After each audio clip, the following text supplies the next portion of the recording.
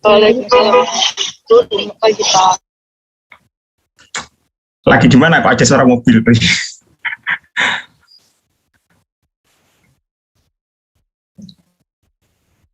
Hari ini kita tentang elektrokimia ya.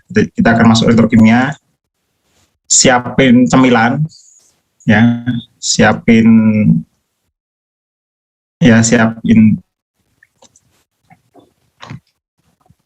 cemilan, siap ini.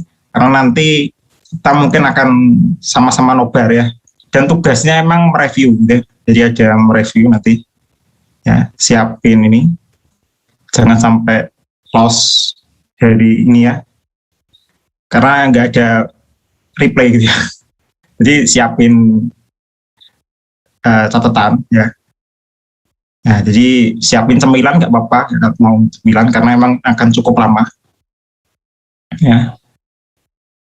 Nah, tapi kita awali dulu ya. Jadi kita awali dulu dengan saya menjelaskan sebentar. Nanti setelah itu kalian simak videonya gitu ya. Ada video, kita nonton bareng. Ya, selama nonton nanti ada tugas gitu ya di sela-sela.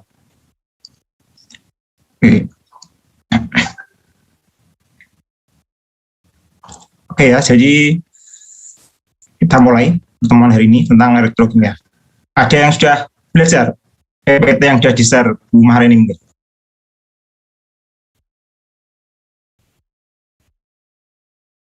Ya, ada yang sudah belajar? Siapa? Nora atau siapa?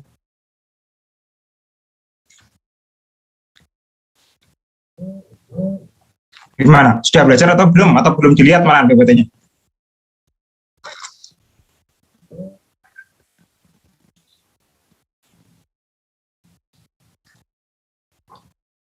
Ya. Gimana? Yang lain? Siapa yang sudah membaca tentang elektrokimia? Atau malah kita nggak tahu Pak urutannya? Nggak apa-apa. Maksudnya nggak tahu materinya yang hari ini akan di ini. Siapa yang sudah membaca? Justia? Saya kira hari ini kesetimbangan kimia, Pak. Kesetimbangan kimia? Oke, nggak apa-apa. Ya, emang makanya saya tanya, apakah kalian terbagi atau seperti apa gitu ya? Jadi nggak apa-apa. Ya, jadi nggak apa-apa kalau emang kalian belajar kesetimbangan kimia. Ya, nanti kita balik mungkin minggu depan gitu ya. Nah, kira-kira itu saja kok Justia, nggak masalah ya. Jadi kalau yang lain juga seperti itu ya nggak masalah gitu ya. Bilang aja gitu. Oke. Jadi hari ini saya mau share screen. Oke, jadi hari ini kita tentang elektrokimia ya. Jadi mungkin ini juga materi kalau sedikit banyak mungkin sudah dapat di SMA gitu ya mungkin ya. Atau di semester kemarin ada nggak semester 1-2 kemarin? Ya, saya kurang tahu ya, tapi mungkin ada gitu ya. Tapi mungkin nggak banyak. Ya. Nah, sekarang kita mungkin mengulas dan ya memperdalam dikit gitu ya tentang elektrokimia. Nah, jadi elektrokimia ya suatu ilmu atau cabang ilmu ya yang mempelajari tentang perubahan ya dari reaksi kimia sehingga menyebabkan atau merubah dari reaksi kimia menjadi gaya gitu ya. Di sini yang dimaksud gayanya ya gaya listrik gitu ya. Jadi sesuai namanya elektro dan kimia ya.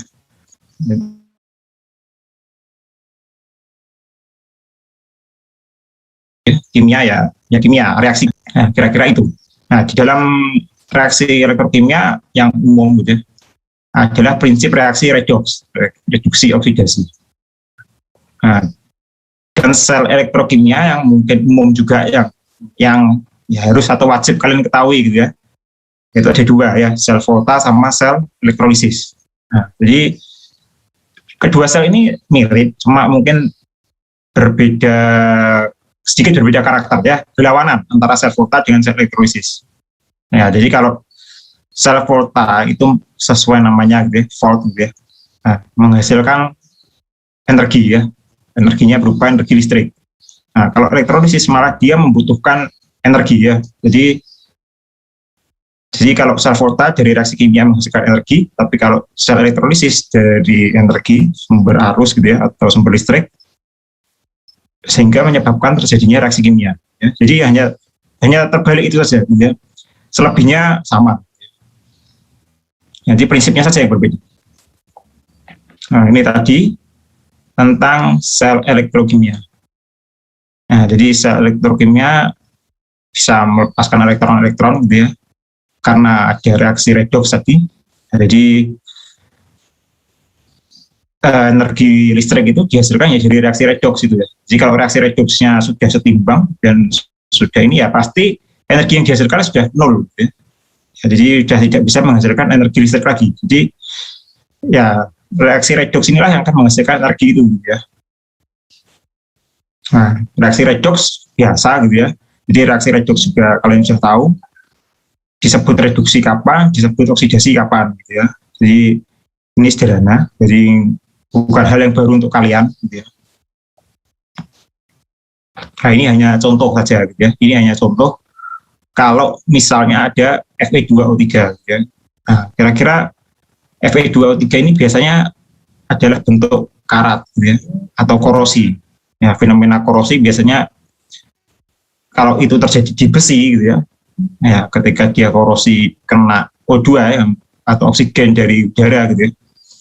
Ya biasanya bentuk ya, itu yang kalian lihat sebagai kerak gitu ya, kerak atau karat gitu ya. Yaitu ini ya. Kalau itu logamnya adalah Fe gitu ya. Kalau logamnya adalah seng atau yang lain ya beda lagi gitu. Bukan Fe2O3.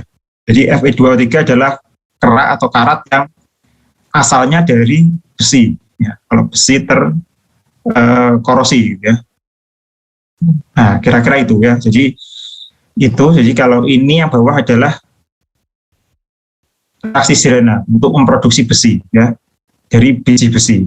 Ya, jadi makanya mungkin kalian juga tahu kalau besi bekas yang mungkin sudah karatan, yang mungkin sudah tua gitu ya, itu biasanya dijual gitu kan, kalian kilokan gitu ya. Ya, kalian kilokan ya karena besi tua. Nah, itu di pabrik diolah lagi gitu. Diolah lagi untuk didapatkan biji besinya lagi. Ya, kira-kira reaksi simpelnya seperti ini. Kira-kira. Ya, reaksi simpelnya seperti ini. Jadi nanti di situ ada gas karbon monoksida gitu ya. Nanti ya efeknya tetap gas rumah kaca juga gitu ya. Jadi menggunakan gas rumah kaca menghasilkan gas rumah kaca lagi. Ya.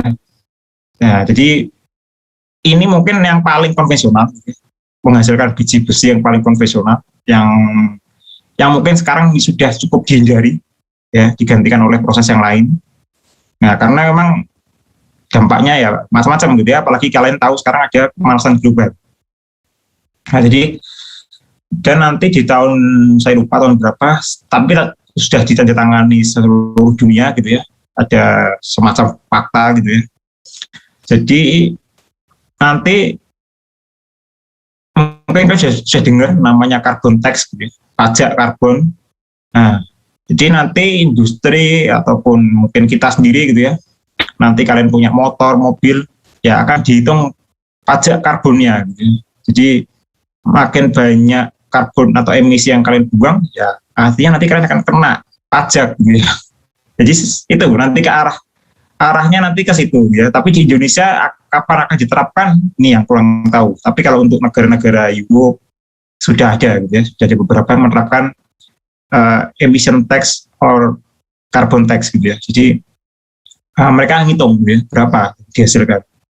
Nah, uangnya diapakan gitu ya? Kok ada pajak gitu ya? Ya uangnya macam-macam, misalnya untuk nanam pohon, uangnya dimanfaatkan. Tapi yang penting uangnya adalah diputar bukan untuk ini, ya bukan untuk APBN gitu ya. Jadi ya untuk program-program ya penghijauan gitu ya. Intinya untuk memperlambat pemanasan global. Ya, kira-kira itu ya yang harus kalian tahu. Nah, ini ya, ini sama. Ini reaksi reduksi oksidasi ya, ketika nanti ada di sel volta ya. Ini kira-kira kalau kita pakai anodanya adalah Cu gitu ya, sedangkan katodanya adalah perak gitu ya. Nah, kira-kira nanti hasilnya ini. Ya, reaksinya ini. Nah, ini reaksi sel volta yang sangat proven gitu ya, sangat sederhana. Ya, jadi paling tidak kalian harus tahu ya, mana yang jadi katoda, mana yang jadi anoda. Nah, ini reduksi oksidasi mungkin sudah umum gitu ya. Kalian tinggal setarakan mana yang mengalami reduksi atau menjadi oksidator, mana yang mengalami oksidasi atau menjadi reduktor. Ya, jadi cukup simpel. Ya, tidak perlu kita ulas gitu ya panjang lebar karena kalian sudah tahu. Ini juga hanya 2 logam gitu ya. Mana yang sebagai oksidator, mana yang sebagai reduktor itu kan simpel gitu ya. Bisa kalian lihat mana yang melepas atau mana yang menerima elektron. Nah, ini juga sama, ini hanya penyetaraan gitu ya. Jadi kalian mungkin sudah tahu ada metode setengah reaksi, ada macam-macam gitu ya untuk menyetarakan reaksi oksidasi reduksi. Jadi intinya memang harus setara untuk tahu mana yang jadi reduktor, mana yang jadi oksidator gitu ya. Ini hanya simpel gitu ya, nanti kalian bisa coba sendiri. Mestinya saya yakin kalian lebih bisa gitu ya. Karena ini ya di SMA dapat juga gitu ya, penyetaraan reaksi reduksi oksidasi ini gitu ya. Nah, soal-soal ini nanti tolong kalian coba ya. Ya, nggak perlu dikumpulkan ya, karena saya nggak minta mengumpulkan. Tapi nanti kalian coba setarakan ya stoikiometrinya. Boleh pakai apapun gitu ya. Boleh pakai setengah reaksi, boleh pakai yang lainnya gitu ya. Yang penting dia nanti setara gitu.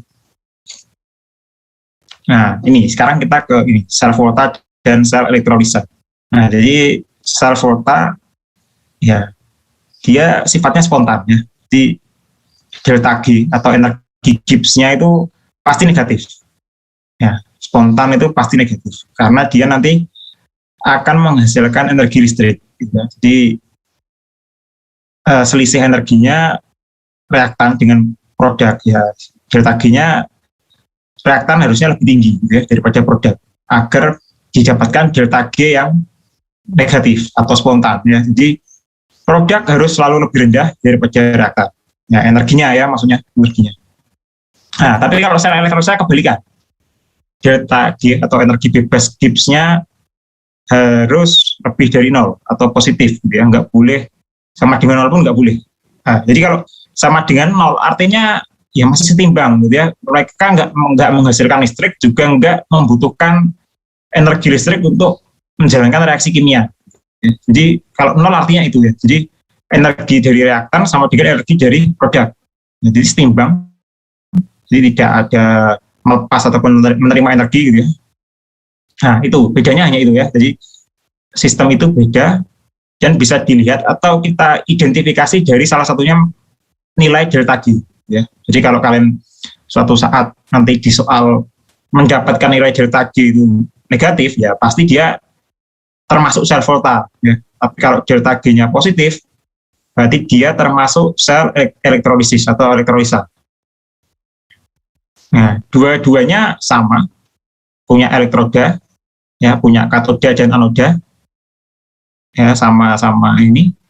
Dan pasti di dalam sel volta atau sel elektrolisis itu ada yang namanya elektrolit. Ya, jadi elektrolit itu macam-macam ya, bisa pasta, bisa liquid, ya tergantung ya apa manfaatnya atau aplikasinya apa. Ya, tergantung. Jadi tidak tentu liquid ya, jadi jangan punya bayangan yang namanya sel volta ya pasti elektrolitnya liquid gitu ya, enggak tentu ya.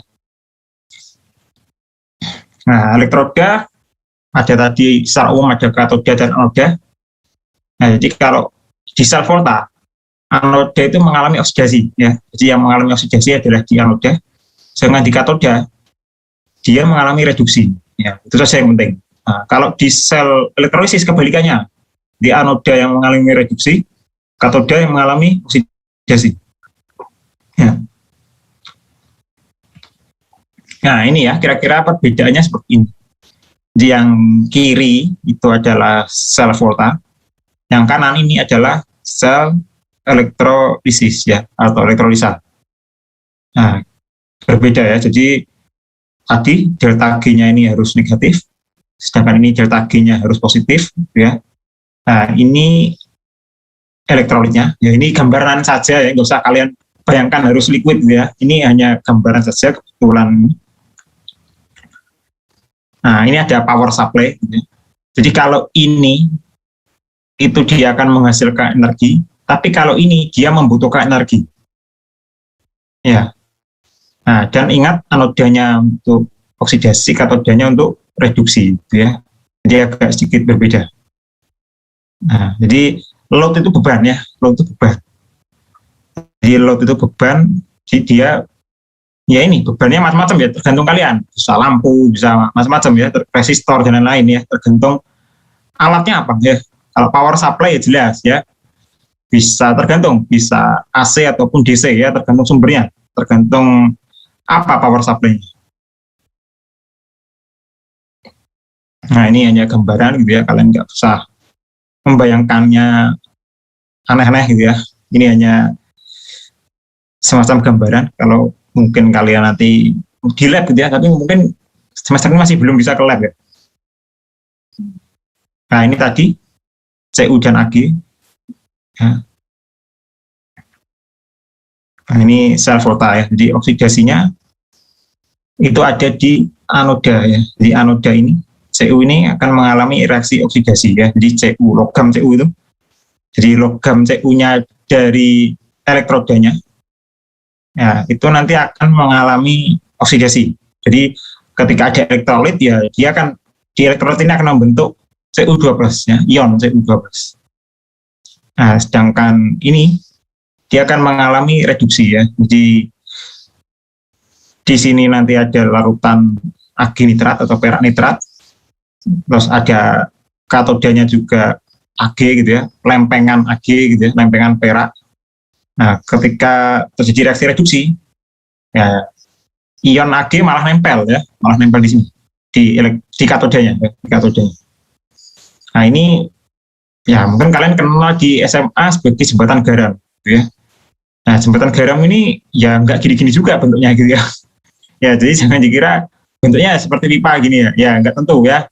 Jembatan garam ini macam-macam.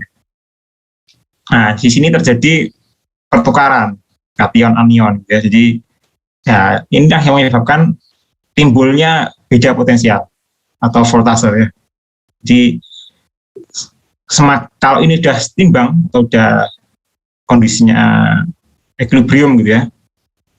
Ya, ini pasti lama-lama turun gitu ya. Lama-lama ya 0 volt gitu ya. Lama-lama. Jadi semakin lama waktu ya pasti akan mencapai kesetimbangan ya, mendekati kesetimbangannya. Kesetimbangannya selama berapa jam atau berapa menit atau seperti apa ya, tergantung nanti ya. Nah, harusnya ini bisa kalian ukur ya, kalau kalian ingin tertarik berapa sih konsentrasi Cu nitrat ya, Cu NO3 2 kali gitu ya di dalam larutan ini pas awal sebelum adanya reaksi atau sebelum disambungkan dengan jembatan garam gitu ya. Dan konsentrasi Ag nitrat berapa sih sebelum dan setelah. Nanti dari situ kalian harusnya akan dapatkan initial concentration and final concentration gitu ya. Jadi nanti akan tahu di konsentrasi berapa dia setimbang. Nah, jadi itu kira-kira. Nah, jadi kalau kalian tidak menghubungkannya dengan salt bridge ini atau jembatan garam gitu ya, ya ini nggak akan ada reaksi gitu ya. Jadi ya tetap aja kalian ukur sampai berapapun ya tetap aja, karena tidak ada pertukaran kation anion ya, tidak ada pergerakan kation anion ya, akhirnya tidak ada reaksi redox ya. Nah, ini simbol. Jadi kalau mungkin di soal ditanyakan gitu ya, buatlah diagram selnya ya. Diagram selnya ini ya. Jadi tanda ini ya, ini hanya perubahan yang kiri ini itu untuk anoda gitu ya, yang mengalami oksidasi. Sedangkan yang kanan itu adalah untuk katoda. Dan dipisahkan oleh 2 garis. Itu simbol untuk jembatan garam ya. Jadi simbol adanya reaksi gitu ya. Jadi simbol adanya reaksi. Jadi ingat, yang kiri ini adalah untuk anoda, yang kanan adalah untuk katoda. Nah, nulisnya seperti ini dan mestinya juga sudah kalian kenal sejak SMA gitu ya. Nah, dan mungkin bukan hal yang baru. Nah, ini tadi sudah kita review sedikit gitu ya, tentang proses spontan itu seperti apa ya. Nah, jadi kalau proses spontan, energi potensialnya buktinya nggak nol gitu ya. Ini tadi lebih dari 0 ya. Jadi delta G-nya kurang dari 0 karena spontan gitu ya, negatif. Tapi potensial selnya ya, itu nilainya pasti lebih dari 0 ya. Jadi nggak mungkin 0 atau ya 0 mungkin ketika tadi setimbang gitu ya. Tapi kalau negatif tidak mungkin. Ya. Jadi paling minim dia akan mencapai kondisi ya di titik 0 nanti ya. Di potensial selnya sama dengan 0. Nah, ini potensial standar gitu ya. Jadi S-sel tadi didapatkan dari katoda dikurangi anoda. Nah, nanti kalian bisa cek gitu ya. Benar nggak kalau CU ketemu AG kira-kira senilai ini, gitu. Nilainya 0,46 volt. Nah, itu ya kira-kira. Nah, ini juga sama gitu ya. Ini hanya setengah sel ya. Ini adalah kesepakatan. Jadi kesepakatan. Jadi sebenarnya ini juga bagian dari kesepakatan gitu. Kalau H, ya kita anggap aja E-selnya itu 0. Gitu ya. H2 juga sama. Meskipun dia mengalami oksidasi atau reduksi, ya kita anggap E-selnya 0. Ya. Jadi ini hanya kesepakatan dari ilmuwan gitu ya. Jadi kita sepakat kalau untuk gas hidrogen, kalau kita gunakan sebagai elektroda atau katoda gitu ya, atau anoda, ya kita sepakat ininya 0 ya, E-selnya 0. Ya, itu ya kira-kira. Jadi ini hanya kesepakatan, tapi jarang juga menggunakan hidrogen gitu ya, karena hidrogen reaktif ya, mudah terbakar.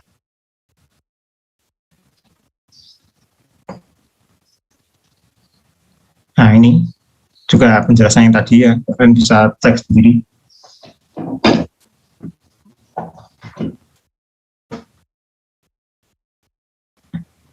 Ini juga nggak perlu dihafal, karena saya nggak mengajarkan kalian menghafal gitu ya.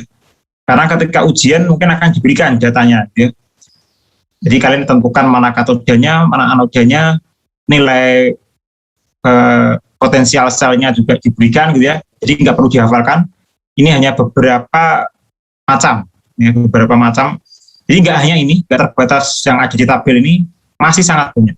Ya, sisa yang tidak bisa ditampilkan di sini atau ditabelkan ya. Nah, ini juga kalian coba ya. Sel volta ini, berarti ini adalah anoda, yang AG ini adalah katodanya ya. Nanti kalian tentukan berapa potensial selnya. Nah, terus tuliskan reaksi selnya. Seperti apa reaksinya? Reaksi oksidasinya seperti apa, reduksinya seperti apa. Tapi kalau sudah diberitahu seperti ini, mestinya gampang ya. Kalian sudah tahu mana yang mengalami oksidasi, mana yang mengalami reduksi ya. Nah, ini nanti kalian bisa lihat, ini mungkin nggak saya jelaskan gitu ya, karena nanti kalian akan mereview juga gitu ya. Ya, siapkan cemilannya kalau kalian mau nyemil gitu ya. Nah, ini juga sama reaksi reduksi oksidasi. Nah, sekarang kita ke sel elektrolisa ya. Di sel elektrolisa adalah kebalikan. Prinsipnya adalah kebalikan dari sel volta. Ya, jadi kalau tadi sel volta menghasilkan energi listrik, sel elektrolisa membutuhkannya untuk menjalankan reaksi kimia. Ya, jadi untuk katoda anodanya sama. Di anodanya tetap mengalami oksidasi, katodanya tetap mengalami reduksi sama gitu ya. Yang berbeda adalah ini, E-selnya. Kalau sel volta itu pasti E-selnya lebih dari sama dengan 0. Kalau ini pasti kurang dari 0. Dan delta G-nya ini positif ya.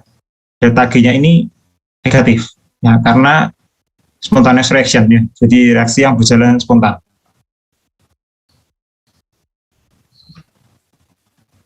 Nah, di elektrolisa macam-macam. Ada untuk menyepuh emas gitu ya. Jadi kalau yang cewek-cewek khususnya biasanya minyak emas gitu ya. Kok kelihatan kurang bagus gitu ya. Biasanya disepuh dengan macam-macam ya. Nah, biar kelihatan bagus lagi, atau benda sesuatu gitu ya. Seng misalnya, yang seng sudah apa, atau ya contohnya mungkin logam-logam yang lain gitu ya, seng atau apa yang mungkin disepuh dengan emas, jadi terlihat keemasan warnanya atau terlihat mengkilat ya.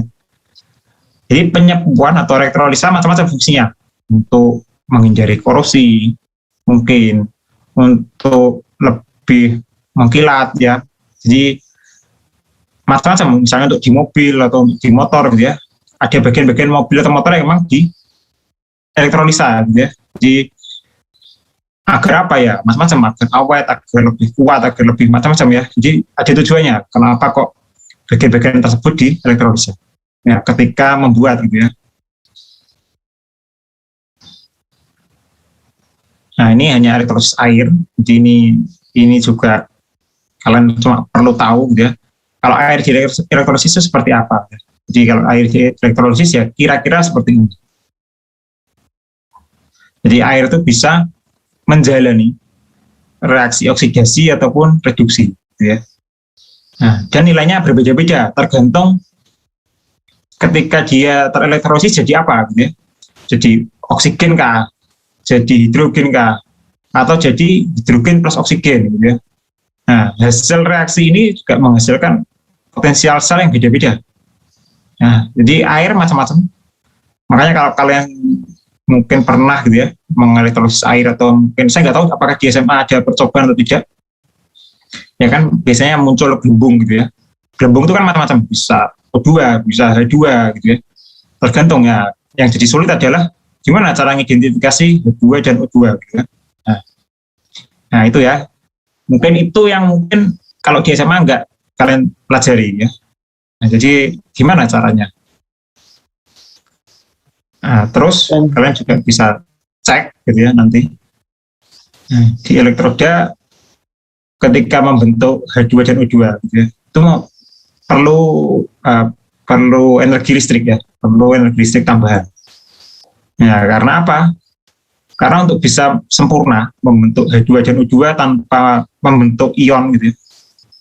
Nah, tanpa adanya ini ya artinya perlu something ya, tambahan dari eksternal ya, karena nggak mungkin dari internal. Kenapa nggak mungkin gitu? Karena di internal hanya isinya H2O. Ya mungkin dari elektrodanya, tapi nggak mungkin elektroda dan elektrolit membuat sempurna gitu ya, membuat tanpa adanya H+ dan OH-. Karena ketika kita elektrolisa secara umum pasti H+ dan OH- terbentuk. Jadi nggak mungkin. Makanya agar sempurna ya pasti butuh yang namanya eksternal faktor. Jadi ada macam-macam ya, kita bisa mungkin memberikan suhu, mungkin memberikan kenaikan beda potensial dan lain-lain. Jadi banyak.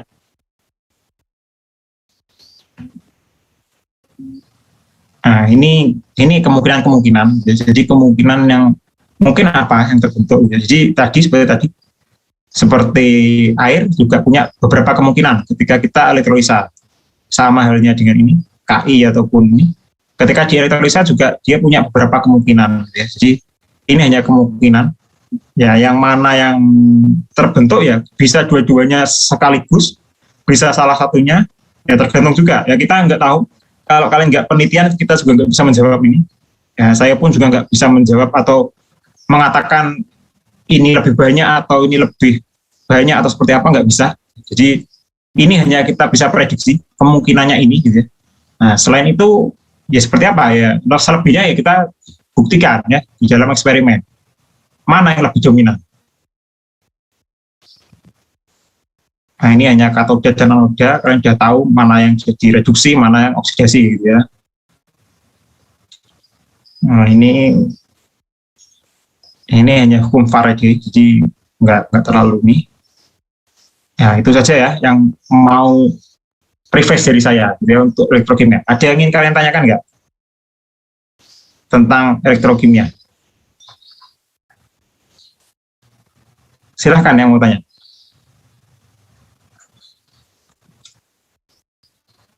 Ya, silahkan yang mau tanya. Pak. Ya, Naim ini pasti.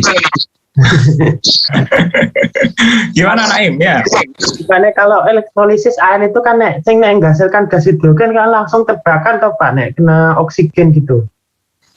Oh gitu. Kamu tanyanya itu? Ada pertanyaan lagi? Nah itu ada yang ngambil gas hidrogen itu gimana ya Pak metodenya kok bisa? Yang ngambilnya gimana? Maksudnya kan ada yang hasil kayak gas gas hidrogen pakai elektrolisis atau pakai? Ya, betul. Jadi gini Naim, saya mau jawab dulu ya. Tadi kan kalau kita elektrolisis air itu kan jadinya H2 dan O2. Terus kamu tanya apa nggak terbakar gitu ya, kira-kira? Iya. Ya, kalau terbakar enggak. Kenapa saya katakan enggak? Kalau itu terbakar, kita sekarang di sini di dunia nggak ada yang hidup. Nah, kok bisa? Kamu bisa cek H2 dan O2 di udara sekarang berapa persen? Yang bisa bantu saya jawab. H2 dan O2 sekarang di udara bebas ini kira-kira aja berapa persen sih?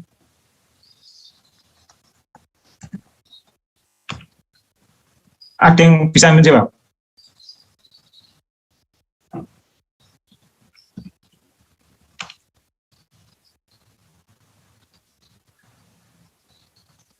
Loh, gimana? Ada yang bisa jawab nggak?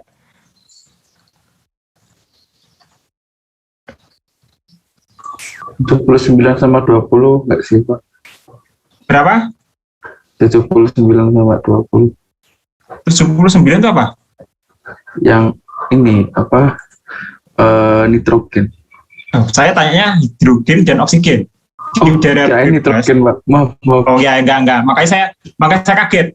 79%. Itu hampir nggak mungkin soalnya ya. Itu pasti nitrogen. Ya. Ya, berapa? Oksigen berapa? 21%. Terus berapa? Oksigen 21%, H2 kayaknya nggak sampai itu 1% kayaknya sih, Pak. Hidrogennya kecil ya, nggak sampai 1%. Nah, itu nature. Ya, nature itu seperti itu. Nah, kira-kira kalau kalian elektrolisis akan menghasilkan hal yang sama sebenarnya. Oksigen itu pasti komposisinya lebih besar daripada hidrogen. Ya, itu alamiahnya seperti itu. Jadi, kenapa saya katakan nggak mungkin terbakar? Kalau hidrogen itu banyak melimpah di alam, kita sekarang mungkin nggak ada yang hidup ya. Kalian menyulut api atau korek atau mungkin sinyal handphone terlalu kuat atau apa gitu ya, terlalu panas atau seperti apa, kita semua terbakar gitu ya. Ya, jadi kalau itu kejadian ya mungkin itu sudah kuasa ilahi gitu ya. Kenapa hidrogen itu jumlahnya di alam atau di atmosfer gitu ya, itu jumlahnya sedikit, nggak sampai 1% ya. Ya karena itu udah kesetimbangannya seperti itu ya. Itu pun juga terjadi kalau kalian elektrolisa air gitu ya, terus kalian sulut korek, saya yakin nggak apa-apa ya, tenang aja. Karena konsentrasi hidrogennya kecil ya. Itu Naim, itu jawaban saya yang pertama. Terus yang kedua kamu tanya apa?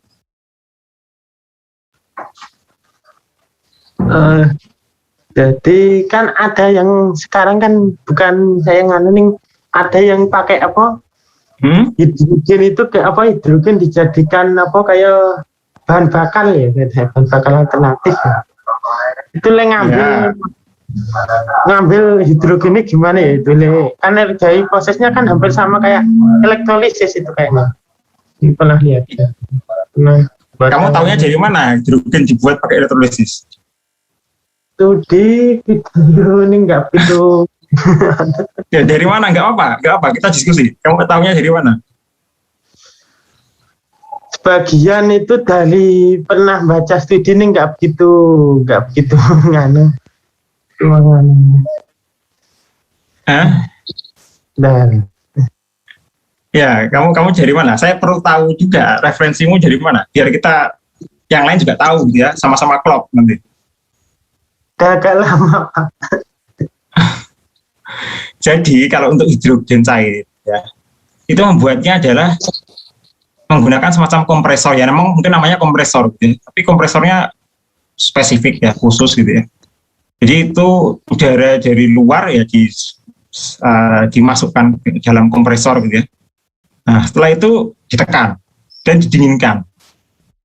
Dinginnya seberapa gitu ya? Dinginnya kira-kira setahu saya gitu ya, itu sampai sekitar minusnya lebih dari ya sekitar 200 gitu ya. Ya minusnya di bawah 200, jadi 200 berapa gitu ya. Butuh kondisi seperti itu yang memang ekstrim gitu ya, bukan ekstrim untuk membuat hidrogen itu cair dan bisa disimpan ya. Karena secara alamiah hidrogen volatil, nggak mungkin ya, bukan nggak mungkin ya memang sudah ada hidrogen cair gitu ya. Ya nggak mungkin kalau hanya kalian tangkap Nah, terus kalian ini, ya, dan prosesnya juga nggak simpel ya, karena udara, seperti tadi kalian juga tahu, ya 80% atau 79% itu ada nitrogen, 20%-nya adalah oksigen, sisanya zat yang kecil-kecil ya, xenon, argon, termasuk hidrogen ini gitu ya. Ya karena persentasenya kecil, berarti ada something untuk ngambil ini, untuk ngambil trace elemen ini gitu ya, dari udara. Ya itu yang jadi ribet di situ gitu ya. Jadi yang jadi ribet adalah gimana ngambil hidrogen di udara ya. Karena kemurniannya kan sangat kecil ya, atau jumlahnya atau persentasenya sangat kecil. Nah, orang macam-macam. Jadi kalau dibilang Naim tadi juga betul gitu ya, ada yang memang menggunakan elektrolisa. Nah, karena dia ingin instan gitu ya, karena harapannya dengan mengelektrolisa air itu jadi O2 dan H2, tapi itu lebih bagus. Maksudnya lebih bagus dalam arti kontaminannya kan hanya O2. Sedangkan kalau kita ngambil di udara, kontaminannya sangat banyak, apalagi ada N2 dalam jumlah besar gitu ya. Nah, tapi metode lain juga bukan elektrolisa ya, ketika kita pengen menghasilkan hidrogen gitu ya, atau hidrogen cair. Jadi kira-kira itu Naim. Jadi untuk elektrolisa mungkin ya cukup jarang juga gitu. Karena orang juga masih mikir untuk menampungnya dan lain-lain. Makanya kebanyakan juga masih konvensional mungkin ya, ngambil dari udara bebas gitu. Kira-kira itu Naim yang mungkin jawabannya. Iya Pak. Ya, Pak. Terima kasih Pak. Ya, sama-sama. Ada lagi yang ingin kalian tanyakan?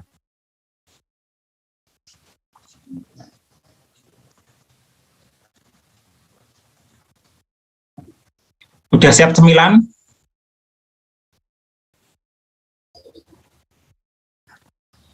Ya, jadi hari ini ada tugas dari saya ya. Kita sama-sama menyimak video. Dari video itu tolong kalian nanti buat review. Ya, nanti di akhir video saya akan berikan ini lagi ya review sedikit gitu ya, atau ada yang mau saya umumkan lagi. Jadi itu hari ini kalian simak video gitu ya. Silahkan sambil tiduran nggak masalah, tapi yang penting kalian paham gitu ya. Oke, ada yang mau tanyakan sebelum kita nobar? Review videonya nanti dikumpulkan enggak Pak? Videonya dikumpulkan gimana Naim? Enggak, review yang dijadikan tugas termasuk review videonya enggak Pak? Oh enggak, jadi kalian review terus nanti dikumpulkan. Nanti saya beritahu ini ya. Ya, tapi yang penting kalian simak videonya, siapin catatan gitu ya. Apa yang perlu kalian catat, yang enggak perlu, yang enggak apa-apa gitu ya. Ya, yang menurut kalian penting ya catat gitu ya. Nah, karena nanti resume kalian yang akan dikumpulkan ya. Ya, ada yang mau tanya lagi sebelum kita putar sama-sama dan lihat? Pak, Ya, silakan Justia. ini nanti recordnya dikirimkan ya Pak? Recordnya, ya, insya Allah dikirim. Oke Pak. Oke, ada lagi yang mau ditanyakan? Pak, maaf Pak, ini tugasnya nanti Ya, Wahid, kenapa Wahid? ini Terus? nanti apa ditulis tangan ya Pak? Tulis tangan saja. Jadi siapin, jadi nggak masalah kertas apapun, folio boleh, folio A4 yang nggak bergaris juga boleh, terserah kalian. Enaknya apa, yang penting reviewnya juga tergantung kalian, terserah berapa halaman, mau sehalaman juga boleh, 10 halaman boleh, ya. Yang penting sesuai dengan yang kalian lihat nanti, gitu ya. Oke, ada yang mau tanyakan lagi? Itu dikumpulnya Silakan kapan ya? tanya dulu. Kenapa Lisa? Itu dikumpulnya hari ini atau kapan ya Pak? Dikumpulkannya maksimal besok ya, jadi maksimal besok. Ya, tenang aja. Jadi nggak langsung hari ini, kalian masih punya waktu. Terima kasih Pak. Ya, tenang. Makanya siapin cemilan ya. Yang belum siapin, bisa tiduran, siapin bantal juga nggak apa-apa. Ya, anggap aja kalian sedang nonton film gitu. Oke, ada pertanyaan lagi nggak? Melia, ada yang pertanyaan nggak kamu Melia? Enggak Pak. Enggak, tumben kamu ada pertanyaan. Iya sudah jelas. Sudah jelas, oke. Yang lain, nggak ada pertanyaan lagi? Atau siapa yang mau bertanya?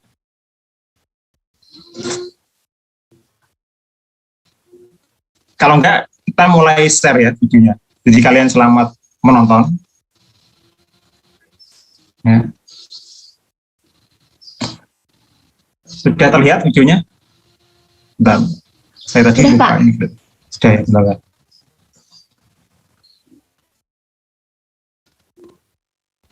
Ya, selamat menonton dan berkonsentrasi. Nah, apa yang akan kalian ambil dari video ini? Jadi videonya tentang electrochemical gitu ya, electrochemistry. Nah, nanti ada beberapa yang unik ya. Oke, selamat menonton ya. Electrochemistry is the study of generation of electricity from the energy released during spontaneous chemical reactions, and the use of electrical energy to carry out chemical reactions that do not proceed spontaneously.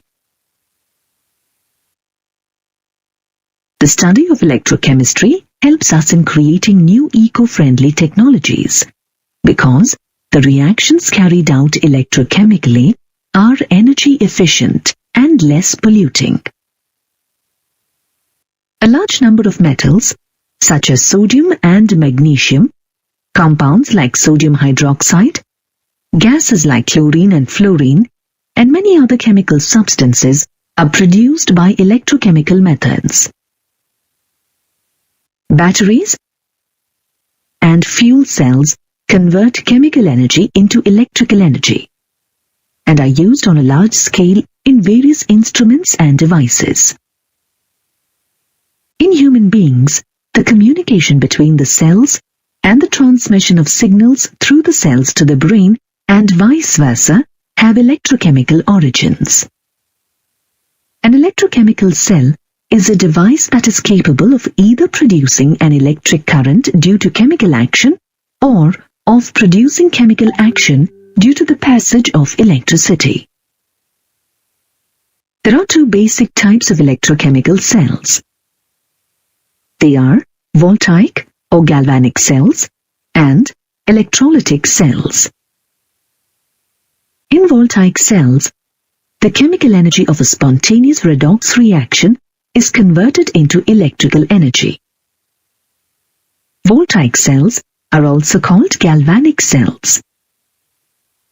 The electrical energy produced by such batteries can be put to useful work, powering our cell phones, radios, and other devices. In electrolytic cells, electrical energy is required to carry out a non-spontaneous chemical reaction. When you recharge your cell phone battery, you are actually running an electrolytic cell. We will be focusing on voltaic cells in this module. Before we discuss how voltaic cells work, let's review the basics. Oxidation occurs when one or more electrons are lost. As a result, the oxidation number of a species increases. Shown here is an oxidation half reaction. Silver metal can lose one electron to form a silver ion. Reduction is defined as the gain of electrons.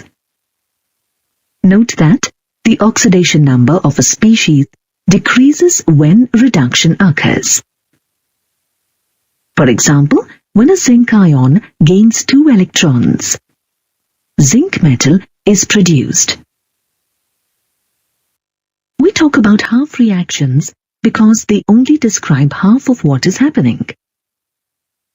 If one species loses electrons, then another species must gain electrons. Oxidation cannot occur without reduction, and reduction cannot occur without oxidation. In an electrochemical cell, both oxidation and reduction must occur.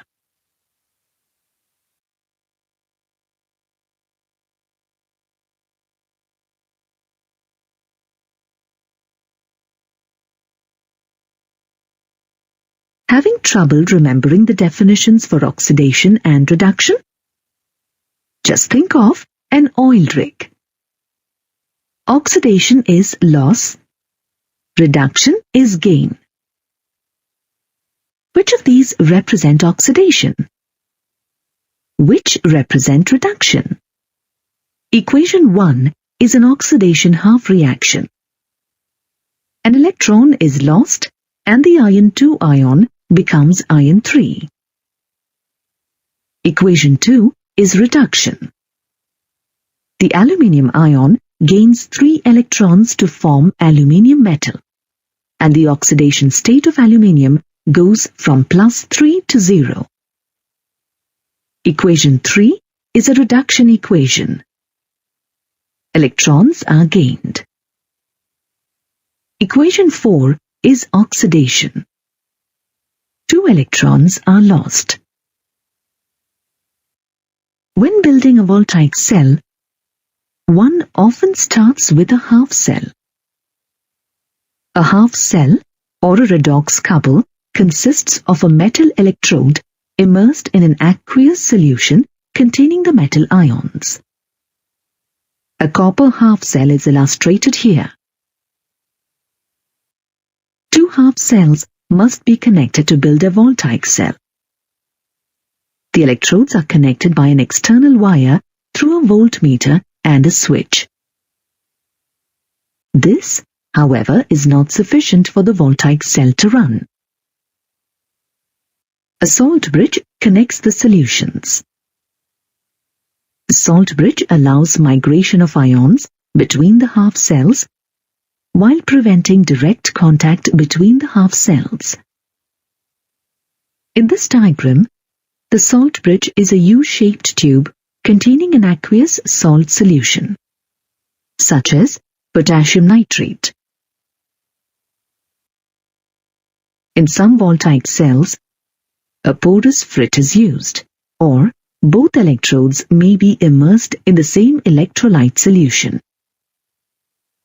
When the switch is closed, the circuit is complete, and electrons move through the external wire. The migration of electrons through the external wire creates a current that can be used to run a motor or some other electrical device. The electrode where oxidation occurs is called the anode, and the electrode where reduction occurs is called the cathode. To help you remember this, think of an ox and a red cat. Oxidation occurs at the anode. Reduction occurs at the cathode.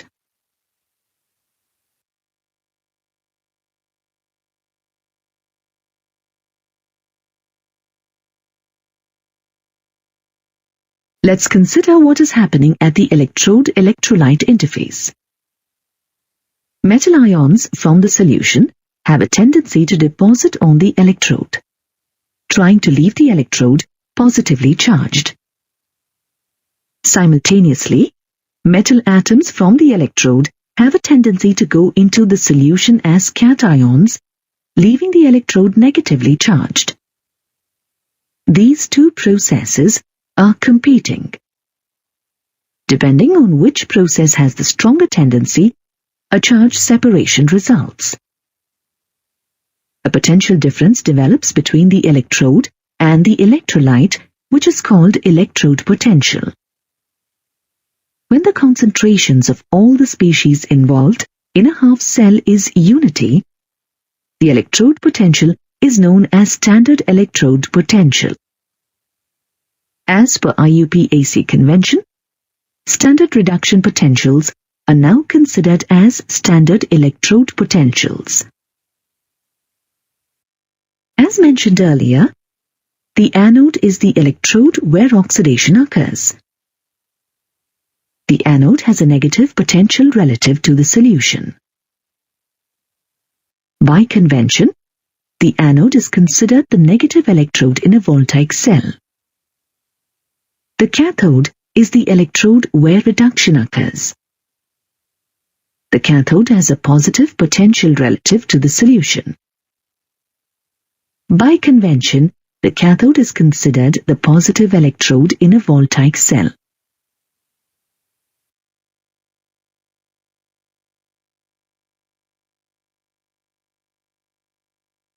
The voltaic cell we've been discussing is called the Daniell cell. The net ionic equation for the Daniell cell is given here. Zinc metal reacts with copper 2 ions to form zinc ions and copper metal. Since oxidation is a loss of electrons, the oxidation half reaction has zinc metal losing 2 electrons to form zinc ions. Reduction is a gain of electrons. So, the reduction half reaction has copper 2 ions gaining 2 electrons to form copper metal. We know that oxidation occurs at the anode. So, zinc must be the anode. Copper must be the cathode because reduction occurs at the cathode. Electrons travel through the external wire from the anode to the cathode. By convention, when drawing voltaic cells, the anode compartment is shown on the left and the cathode on the right. Generally, voltaic cells are represented using a shorthand notation instead of a diagram showing the half cells. In this notation, a galvanic cell is represented by putting a single vertical line between the metal and electrolyte solution, and putting a double vertical line between the two electrolytes connected by a salt bridge. Using this notation, a Daniell cell may be represented as shown here. Under this convention, the EMF of the cell is positive and is given by the potential of the half cell on the right-hand side minus the potential of the half cell on the left-hand side. That is, the EMF of the cell is equal to E right minus E left. Using this convention, the EMF of a Daniell cell may be calculated as shown. In an operating voltaic cell, electrons flow from the anode to the cathode. The current flows from the positive electrode, the cathode, to the negative electrode, the anode. This current flow takes place when the circuit is closed, because a potential difference exists between the two electrodes. The potential difference between the two electrodes is called the cell potential or the cell electromotive force, or EMF for short. Cell voltage is measured in volts. The potential of an individual half cell cannot be measured directly. We can only measure the difference in potential for two half cells. To simplify this, reduction potentials are measured relative to an arbitrary standard, called the standard hydrogen electrode. You will learn more about the measurement of electrode potential in the next module.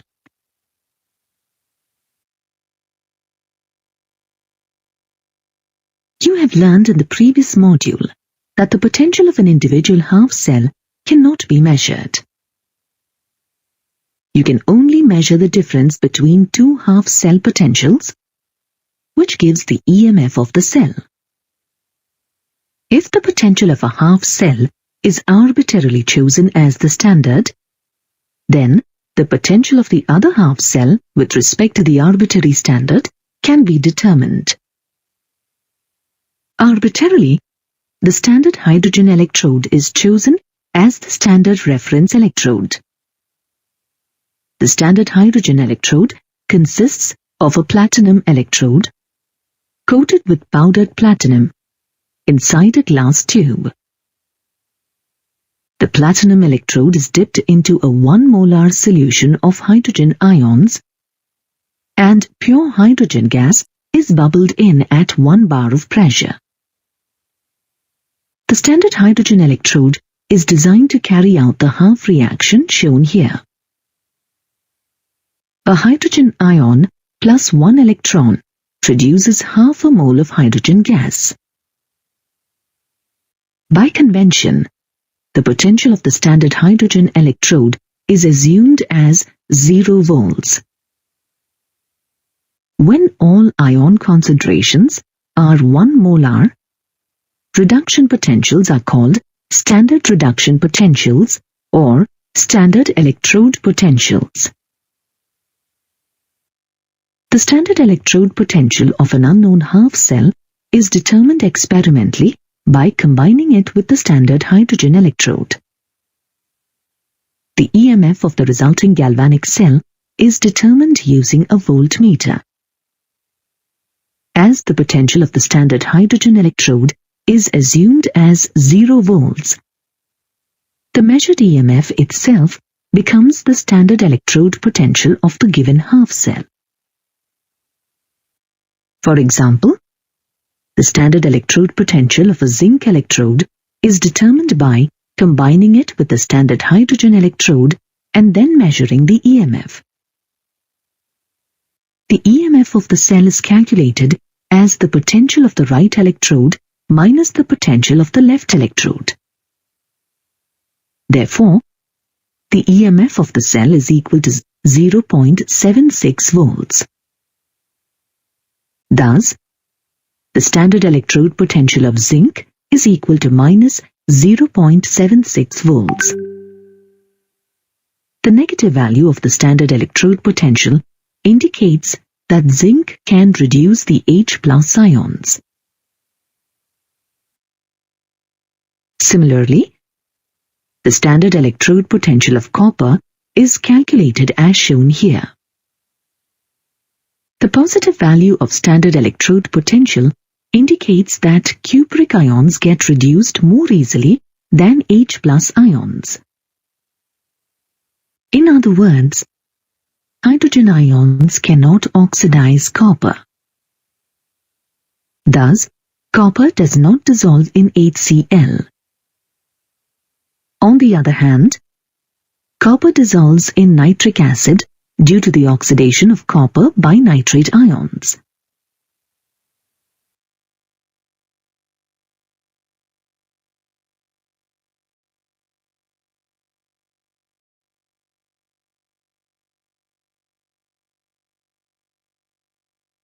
The values of standard electrode potentials of some electrodes are shown in the table here. If the value of E0 is greater than 0, then the reduced form of the species is more stable than hydrogen gas. If the value of E0 is less than 0, then hydrogen gas is more stable than the reduced form of the species. As can be seen from the table, fluorine, with the highest standard electrode potential value of plus 2.87 volts, shows the highest tendency to get reduced to fluoride ions. Hence, we can say that fluorine gas is the strongest oxidizing agent, and fluoride ion is the weakest reducing agent. Lithium ion, on the other hand, with the lowest electrode potential value of minus 3.05 volts, shows the least tendency to get reduced to lithium metal. Thus, lithium ion is the weakest oxidizing agent, and lithium metal is the most powerful reducing agent in an aqueous solution. You can also see from the table that as the value of the standard potential increases, from the bottom to the top of the table, reactions show a greater tendency to undergo reduction. The strongest oxidizing agent are found at the top, while the strongest reducing agents are found at the bottom of the table. As the value of standard potential decreases, half reactions have a greater tendency to oxidize.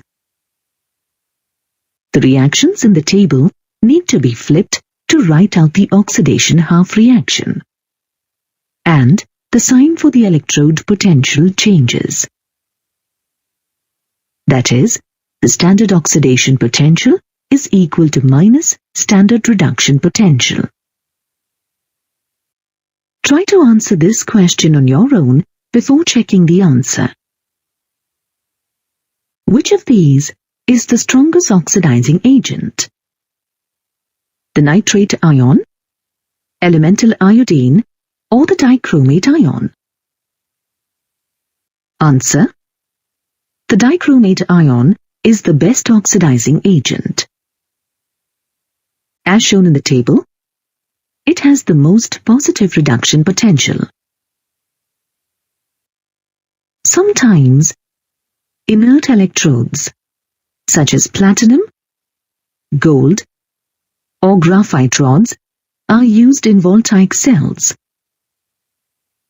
Inert electrodes provide a surface for electron transfer to occur, but they don't participate in the reaction. If inert electrodes are used, then the electrodes do not change in size as the spontaneous reaction proceeds. The potential difference between the two electrodes gives the cell potential. For voltaic cells, the cell potential is always positive. To calculate the EMF of the cell, add the potential for the cathode half reaction and the potential for the anode half reaction. The electrode with the positive reduction potential acts as the cathode, while the electrode with a negative reduction potential acts as the anode with respect to the standard hydrogen electrode.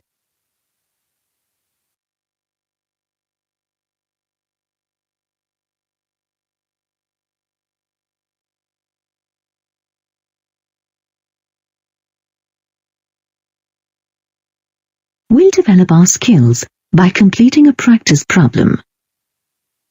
Consider this situation.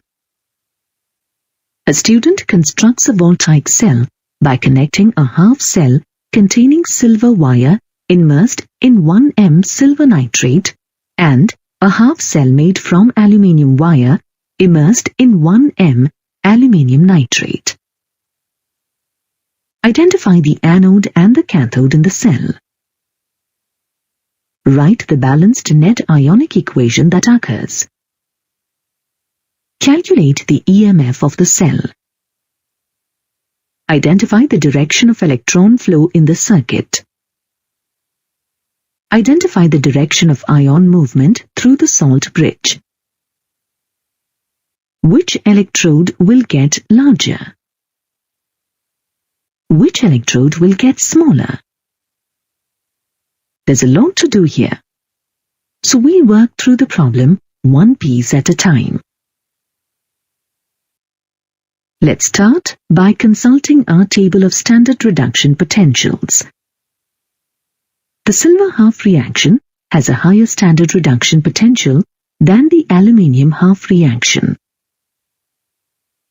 This means that silver has a greater tendency to undergo reduction than aluminium. Since silver has the higher standard potential, silver will undergo reduction. Aluminium has a greater tendency to oxidize, so we will need to write an oxidation half reaction for aluminium. Since reduction occurs at the cathode, silver will be the cathode in this voltaic cell. Aluminium must be the anode, since oxidation occurs at the anode. Now that we've identified the anode and the cathode, writing the half reactions is easy. At the cathode, a silver ion gains 1 electron to form silver metal. The value for the standard reduction is plus 0.80 volts. At the anode, aluminium metal loses 3 electrons to form an aluminium ion. Compared to the standard reduction potential table, we have flipped the reaction. Notice also that the sign of the electrode potential changes as well when we write the oxidation half reaction. We need to balance these half reactions to show the conservation of change as well as mass. To do this, we must make sure that the number of electrons lost equal the number of electrons gained. In this problem, we need to multiply the cathode half reaction by 3. However, Reduction potentials are intensive properties. Note that the value of E0 for the reduction half reaction is unaffected. Now, we are ready to find the overall balanced equation and calculate the cell potential. Adding up the two half reactions gives the net equation. 3 moles silver ions react with a mole of aluminium metal to form a mole of aluminium ions and 3 moles of silver metal. To calculate the cell potential, just add the cathode and anode potentials. We get E cell is equal to plus 2.46 volt.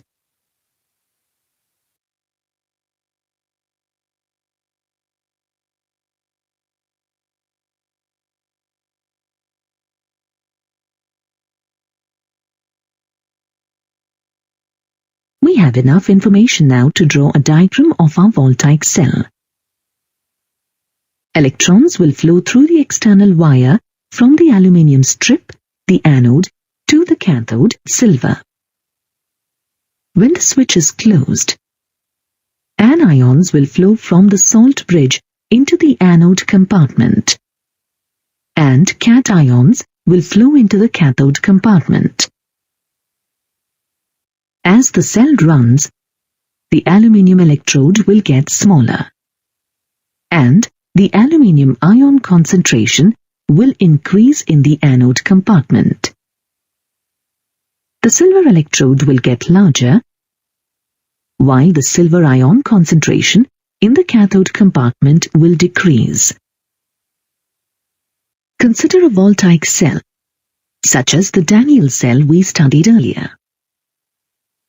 If an external opposite potential that is less than the cell potential is applied, the reaction will continue in the forward direction. If instead an external opposite potential is applied that is equal to the cell potential, the reaction stops altogether. There will be no current flow. If the external opposite potential is larger than the cell potential, the cell will now run as an electrolytic cell. The reverse reaction will occur. Electrochemical cells have a variety of uses. For example, pH meters use electrochemical cells. Electrochemical cells can also be used to measure solubility product constants and other types of equilibrium constants. They are also useful in potentiometric titrations.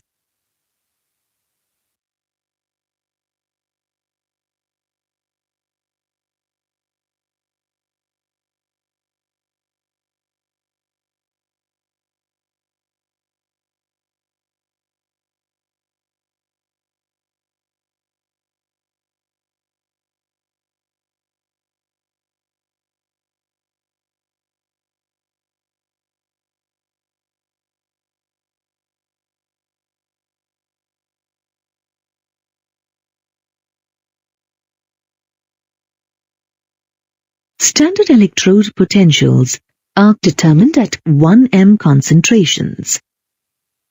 However, cell potentials are concentration dependent. How can we determine the cell potential if the concentrations are not 1 m? Walter Nernst was a German physical chemist who won the Nobel Prize in 1920. One area of his research was the concentration dependence of galvanic cells. The Nernst equation shown here allows us to calculate cell potential at non-standard conditions. E cell is the cell potential at non-standard conditions. E naught is the cell potential at standard conditions. R is the universal gas constant, and T is the temperature in Kelvin.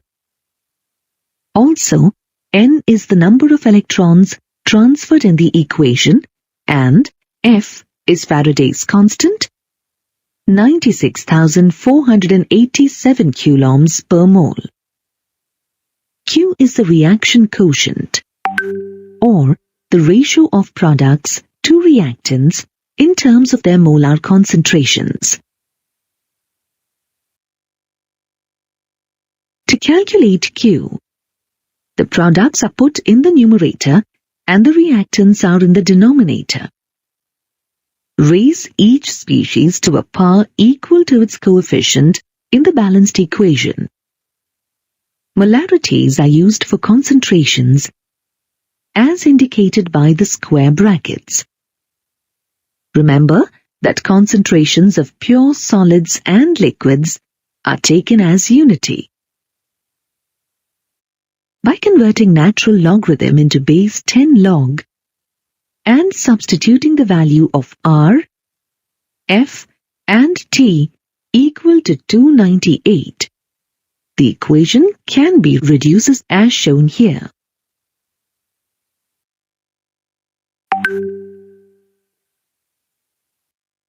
Let's work through a typical problem involving the Nernst equation. What is the cell voltage of a Daniell cell running with 0.1 molar zinc sulfate and 0.5 molar copper 2 sulfate at 25 degrees Celsius? The balanced net ionic equation is given here. Here's a strategy for solving the problem. First, you need to find E cell at standard conditions using our table of standard electrode potentials. Then, use the Nernst equation. From the half reactions, we see that 2 electrons are transferred in the overall reaction. Therefore, N equals 2. Now, we need to find E naught cell by using the equation shown here. E naught R is the electrode standard potential of a right-handed or reductive electrode, and E naught L is the left-handed or oxidative electrode. Now work out the expression of Q, the reaction quotient. Since the concentrations of solids are taken as unity, the reaction quotient Q becomes the concentration of zinc 2 ions over the concentration of copper 2 ions. Then, we can substitute our expression for Q in the Nernst equation as shown here. From here, we can substitute our values for E naught, N, and the ion concentrations into the Nernst equation. The ratio for Q can be simplified as 0.1 divided by 0.5 equals 0.2. Now, it's a matter of simplification of the expression E cell is equal to 1.12 volts.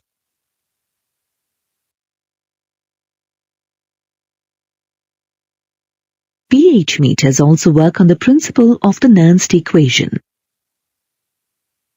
Here is a typical problem you might encounter. A hydrogen electrode is in contact with the solution with a pH of 9. What is the potential of the electrode? Let's work through this problem together. We'll start by listing what we know. Since we're told the pH is 9, the hydrogen ion concentration is 10 to the power of minus 9 molar.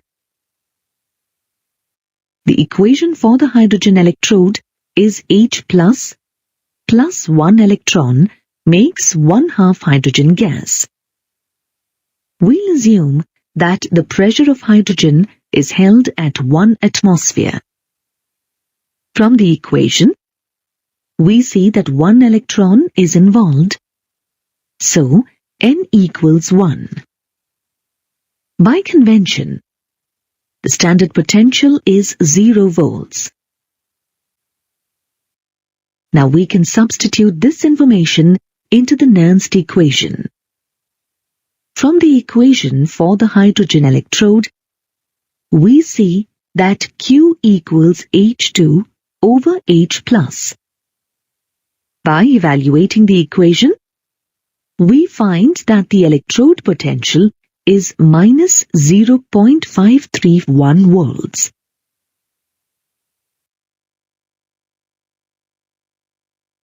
Let's start our discussion with the example of a Daniell cell. As a Daniell cell starts functioning, the concentration of copper-2 ions starts decreasing, and that of zinc ions starts increasing.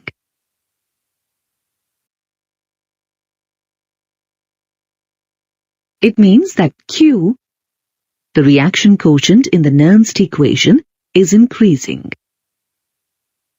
This shows that the cell voltage will decrease. At one stage, the concentrations of both the ions become equal. This indicates that the reaction will reach equilibrium and the voltmeter will read 0. For this situation, the Nernst equation can be written as shown here. However, at equilibrium constant Kc is equal to concentration of zinc 2 ions over the concentration of copper 2 ions. Substituting the values of R and F and of T as 298 Kelvin, we get the equation for equilibrium constant Kc as shown here. Consider a galvanic cell made from half cells using magnesium and nickel. Notice that the ion concentrations are all 1 molar. What is the equilibrium constant of this cell? Try to solve this problem on your own before proceeding. Let's start with the half reactions to find E cell. Since nickel has the greater reduction potential, it is the cathode and magnesium is the anode. By substituting the standard reduction potential values as shown in the equation here, you can find that E cell is 2.11 volt. You can rearrange the equation that relates E cell to the equilibrium constant to solve for the log of Kc. You should memorize this equation. You can then substitute your information about this cell into the rearranged equation. Log of Kc is equal to 71.5. To find Kc, you can take the inverse log or the exponential function of both the sides. This gives us a value of 3.16 into 10 to the power 71 for Kc, an extremely large number. It is also possible to derive an equation relating the Gibbs free energy and the cell potential. The equation is shown here. This is another equation that you should memorize. Note that standard cell potential is an intensive property, but the Gibbs free energy is an extensive property. The value of delta G depends on the number of electrons transferred.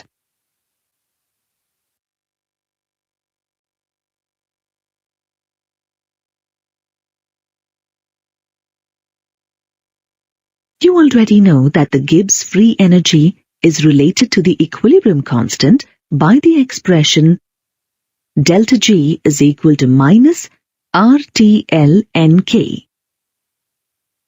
With these equations, you can easily calculate the equilibrium constant and the Gibbs free energy for a given electrochemical cell. Let's consider a galvanic cell at 298 Kelvin. This cell is made from half cells containing aluminium and zinc, where the ion concentrations are 1 molar. From the table of standard reduction potentials, you can easily find that the standard cell potential at these conditions is plus 0.90 volt. We first need to look at the balanced equation. Since zinc has the higher electrode potential, zinc undergoes reduction, while aluminium undergoes oxidation. Notice that 6 electrons are transferred in the equation. 6 electrons are lost to oxidize 2 aluminium atoms to aluminium ions. Therefore, N is equal to 6. You know that delta G is equal to negative NFE cell. You can substitute these values in the equation. We get the Gibbs free energy is equal to negative 521 kilojoules. You can find Kc from E cell. Start with the equation relating E cell and Kc. Rearrange to find log of Kc and substitute. Log of Kc is equal to 91.525. So, we end up with a Kc value of 3.350 into 10 to the power 91. With the galvanic cell, the cell potential is always positive. It means that the Gibbs free energy for a galvanic cell is negative, which is consistent with a spontaneous process. A spontaneous process favors products. So, we see large values of the equilibrium constant.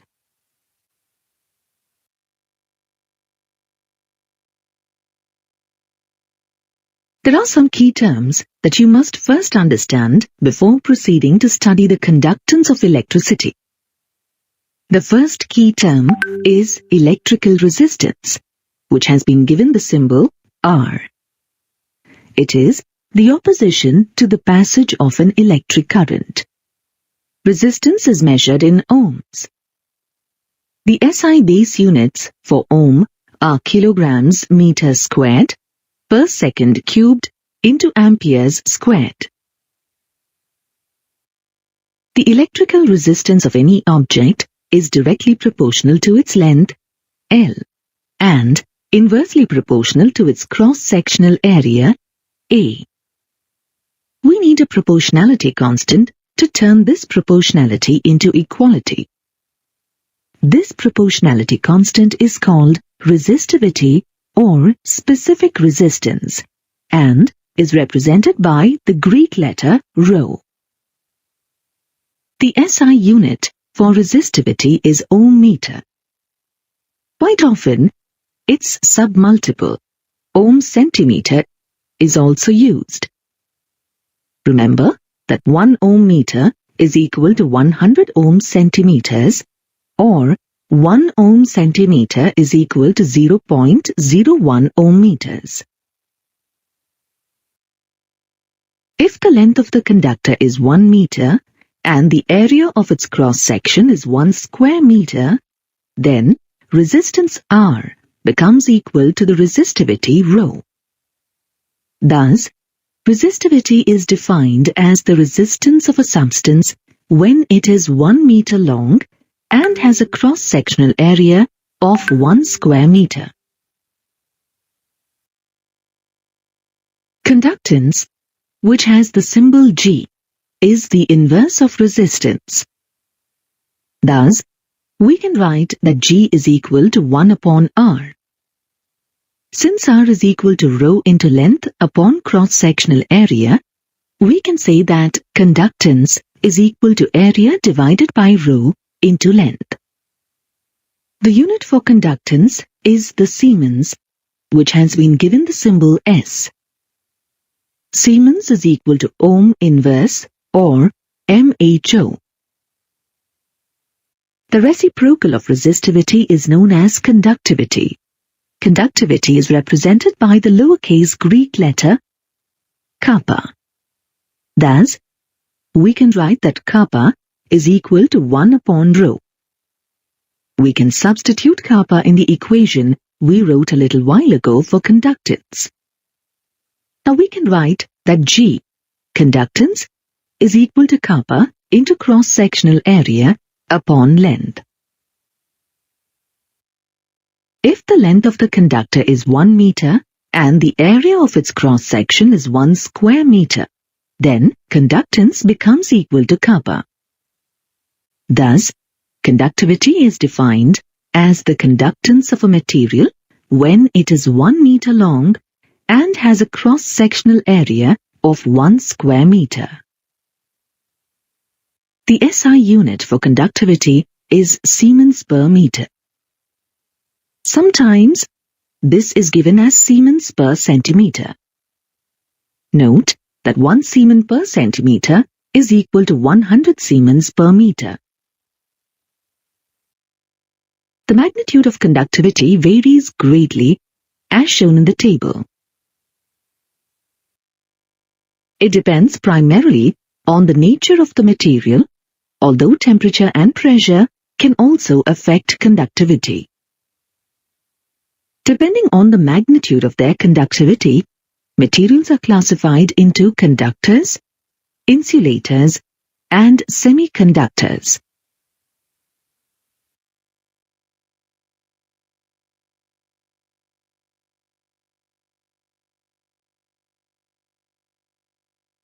Conductors are materials with large conductivities, such as metals and metal alloys.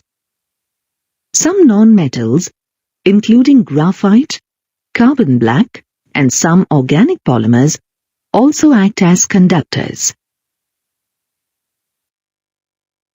Insulators are materials with very low conductivity, such as glass and ceramics. Semiconductors have conductivities between conductors and insulators. These important electronic materials include silicon, doped silicon, and gallium arsenide. Apart from the 3 materials discussed, there are other special types of conductors known as superconductors. Superconductors have zero resistivity or infinite conductivity. The earliest materials identified as superconductors were metals and alloys at low temperatures, below 15 Kelvin. Certain ceramics and mixed oxides show superconductivity at temperatures as high as 150 Kelvin.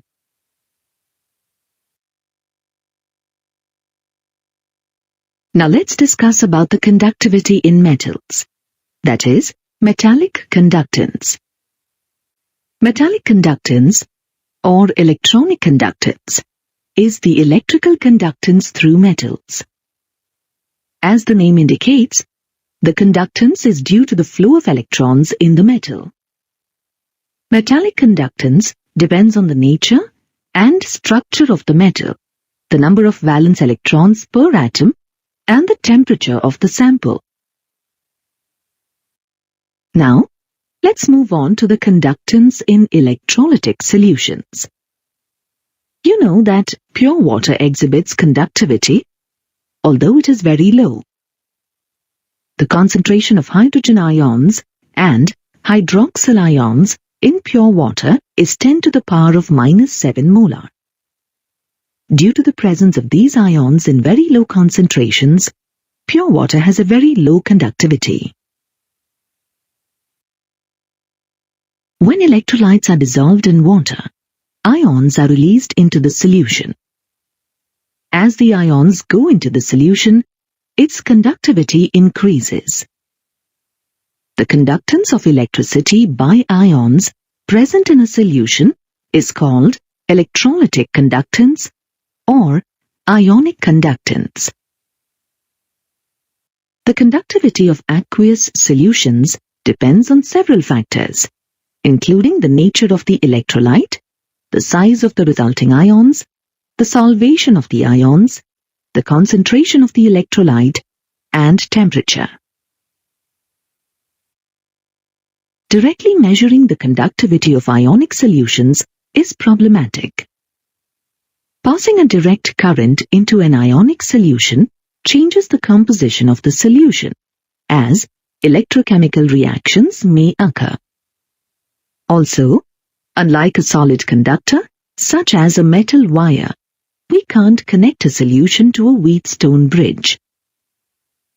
To measure the conductivity of an ionic solution, we use a conductivity cell, like the one shown in the illustration here. A conductivity cell contains 2 platinum electrodes coated with platinum black, separated by a distance, L, with a cross-sectional area, A. An alternating current source is used as the source of power. The column of the solution separating the 2 electrodes then has a resistance described by the equation R is equal to rho into L upon A. The cell constant, G star, depends on the distance between the electrodes and their cross-sectional areas. G star is equal to L divided by A. The unit of cell constant is per centimeter. If we know the length and the area, we can calculate the cell constant directly. However, direct measurement of the length and area of cross-section of the electrodes are both difficult and unreliable.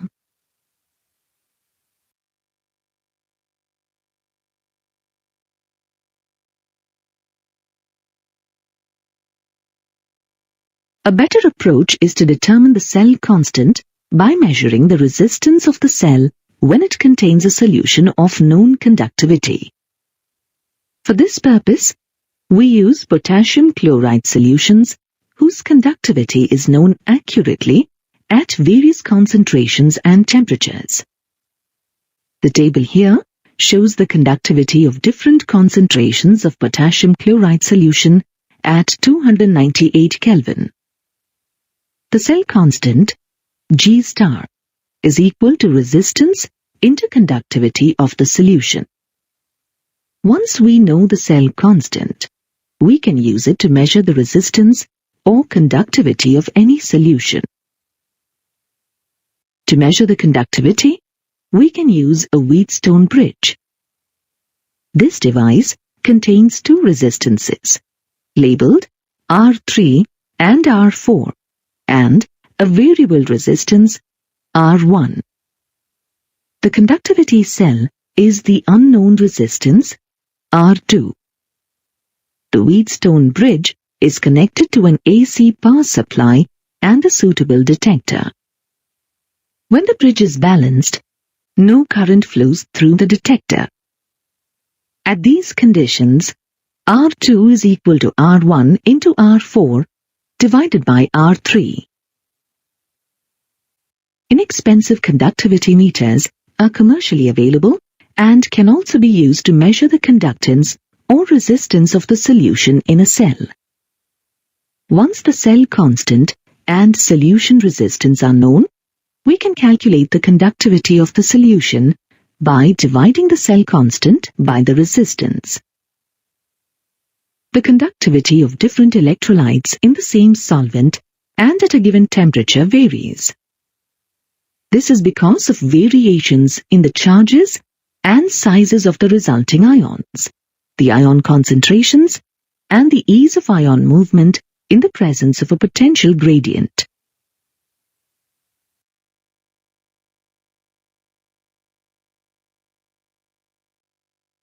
Therefore, we introduce the concept of molar conductivity, which uses the Greek letter lambda with a subscript m as its symbol.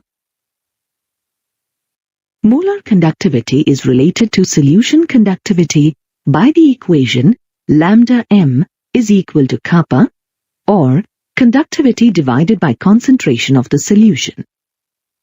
If concentration is expressed in moles per cubic meter and conductivity in Siemens per meter, then the unit for molar conductivity can be written as Siemens meter square per mole. To use molarity, which is a far more common concentration unit for chemists, we need to convert the units, resulting in the second equation given here. Let's work through a typical problem together. A conductivity cell is filled with 0.1 m KCl. The resistance of the KCl solution is 200 ohm. The same conductivity cell is filled with 0.03 m NaCl, and the cell resistance is 500 ohm.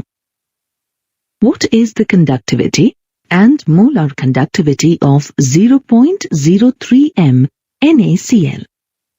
The conductivity of 0.1 m KCl solution is 1.29 Siemens per meter. Note that there are multiple parts to the problem. Here's our strategy.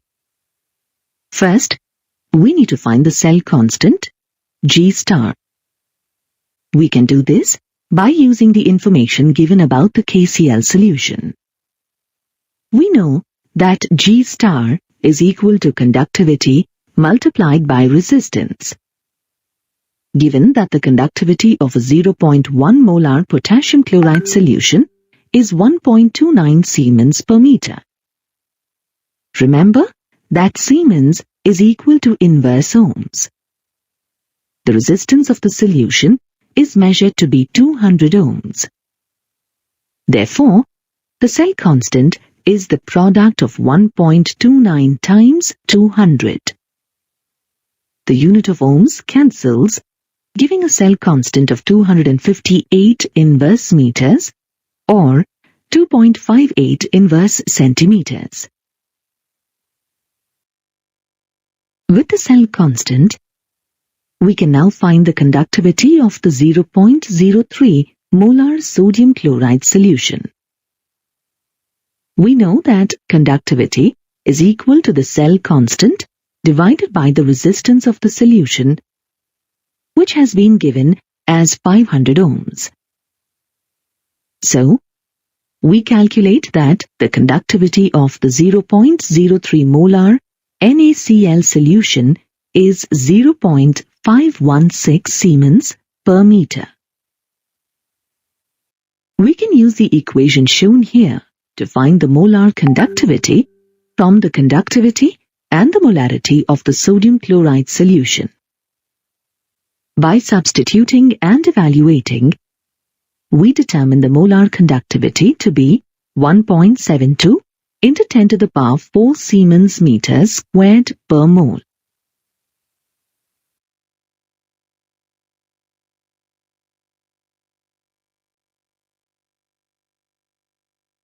The conductivity and molar conductivity of an electrolyte change with the concentration of the electrolyte. As concentration decreases, conductivity decreases for both strong and weak electrolytes. This is because there are fewer ions per unit volume to carry current as the solution is diluted. However, molar conductivity increases as concentration decreases. The variation is different for strong electrolytes and weak electrolytes. Before we discuss the concentration dependence of molar conductivity, we must first understand the idea of limiting molar conductivity. This is the conductivity of a solution as its electrolyte concentration approaches zero. Limiting molar conductivity is given the symbol lambda m naught. The molar conductivity of strong electrolytes is weakly dependent on concentration. If we plot a graph of molar conductivity against the square root of concentration, we see that the y-intercept is the limiting molar concentration. The slope of the resulting line is the Kohlrausch coefficient, which depends on the specific salt. The Kohlrausch coefficient depends on the cation and anion charges of the ions formed by the electrolyte. You can classify electrolytes by the charges formed. For example, NaCl is considered to be a 1,1 electrolyte, since the sodium ion is +1 and the chloride ion is -1. Using similar reasoning, you can classify calcium chloride as a 2,1 electrolyte. Magnesium sulfate is a 2,2 electrolyte. All electrolytes of a particular type have the same Kohlrausch coefficient. Kohlrausch carried out studies on limiting molar conductivity for a variety of electrolytes. From his work, he deduced the law of independent migration of ions, or Kohlrausch's law. This law states that limiting molar conductivity can be represented as the sum of the individual contribution of the anions and cations of the electrolyte. For a salt of general form AYBZ at infinite dilution, limiting molar conductivity is equal to Y times the limiting molar conductivity of cation A plus Z times the limiting molar conductivity of anion B. Try to work through this problem on your own before checking the answer. Calculate the limiting molar conductivity for sodium sulfate from the data given here. Sodium sulfate contains 2 sodium ions and 1 sulfate ion. From Kohlrausch's law, the limiting molar conductivity is equal to 2 times the limiting molar conductivity of sodium ions plus the limiting molar conductivity of the sulfate ions. Substituting the values from the table, we get the limiting molar conductivity of sodium sulfate as 260.2 Siemens centimeter square per mole.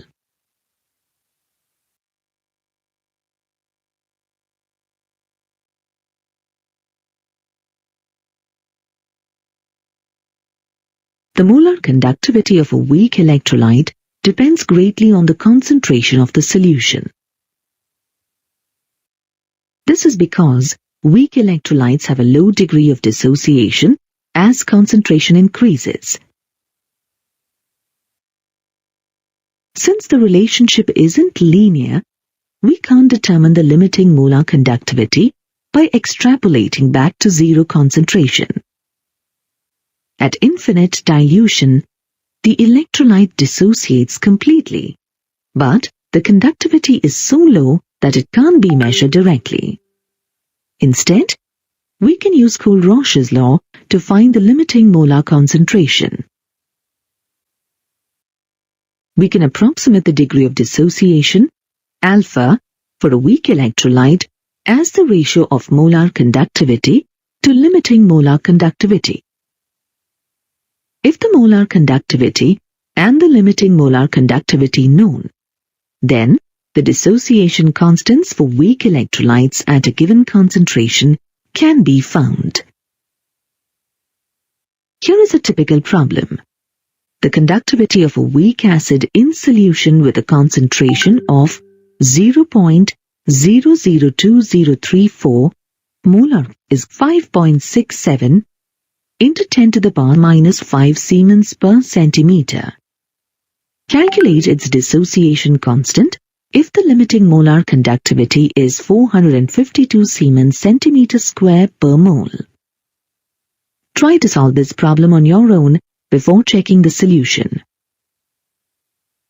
First, find the molar conductivity using the equation you learned earlier. On substituting the values, we get the molar conductivity as 27.88 Siemens centimeter square per mole. Now, you can find the degree of dissociation for this weak acid, since you know that alpha, the degree of dissociation, is the ratio of molar conductivity and limiting molar conductivity. By substituting the values and simplifying, we get the degree of dissociation as 0.06168. With the value of the degree of dissociation in hand, we can use the equation relating Ka and alpha. Substituting the values, we get Ka is equal to 8.25 into 10 to the power minus 6.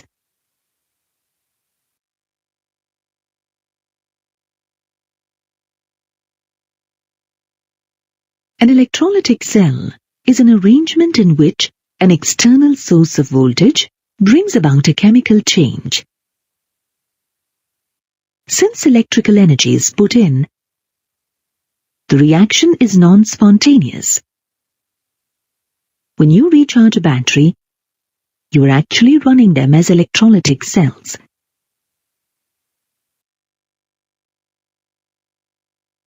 Let's look at a simple electrolytic cell. As shown in the diagram here, it consists of 2 copper electrodes immersed in an aqueous copper sulfate solution. The electrodes are connected to a DC power supply. When the power supply is turned on, reduction occurs at the cathode, which is the electrode connected to the negative lead of the power supply. Oxidation occurs at the anode, which is connected to the positive lead of the power supply.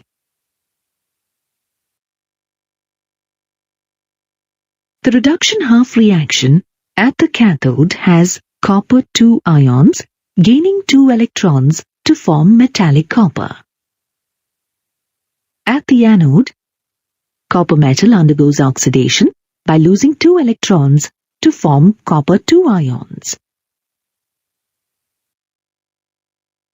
Students often find it difficult to remember the difference between galvanic and electrolytic cells.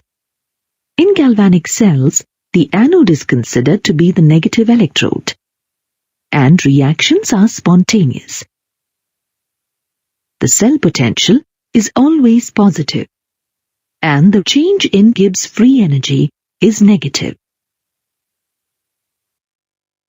In electrolytic cells, the cathode is considered to be the negative electrode, and the reactions are non-spontaneous.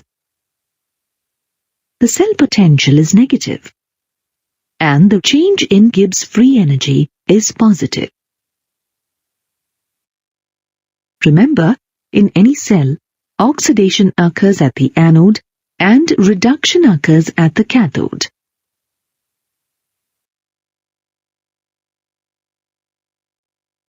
For example, an impure sample of copper can be used as the anode. As the cell runs, pure copper is deposited on the cathode. Less reactive metals, such as silver and gold, and non-reactive impurities fall to the bottom as anode sludge. Similar processes are used to produce sodium, magnesium, aluminium, and other metals on large scales. Michael Faraday was the first scientist to quantitatively study electrolysis.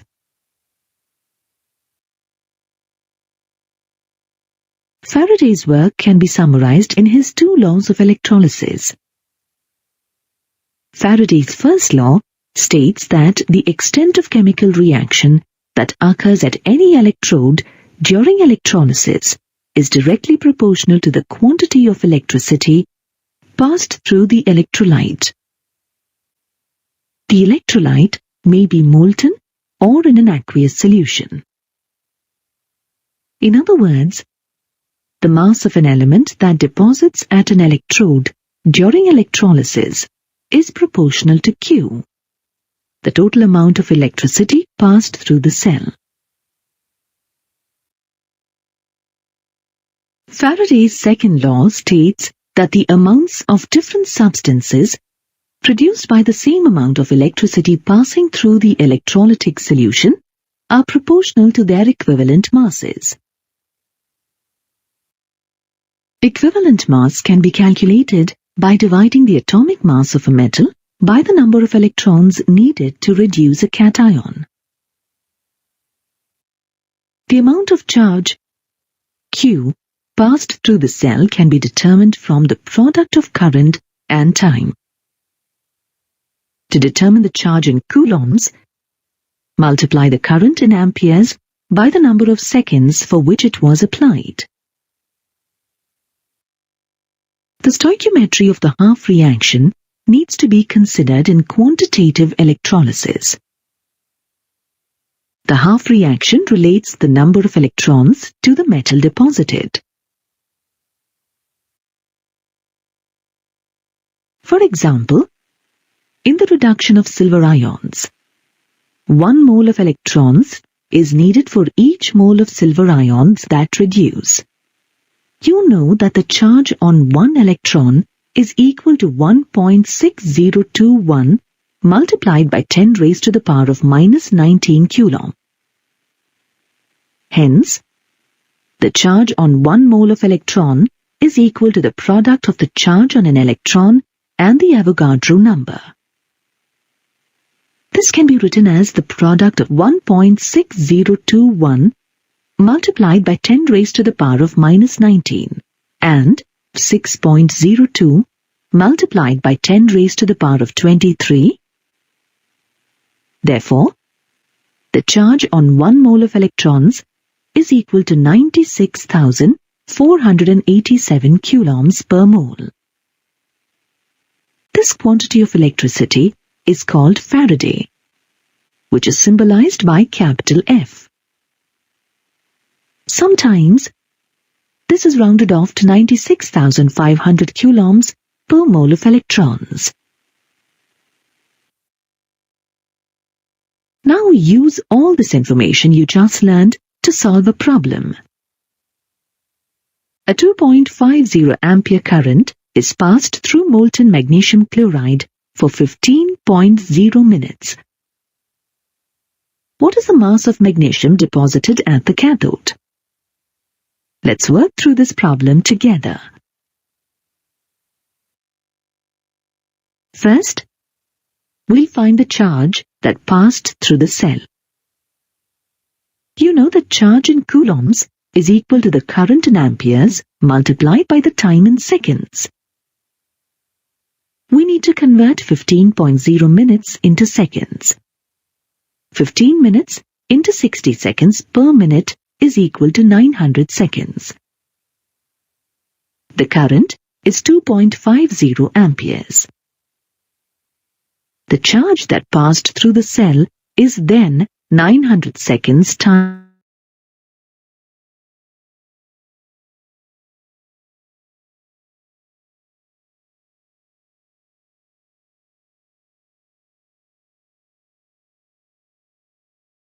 We see that 2 moles of electrons are needed for each mole of magnesium atoms that form.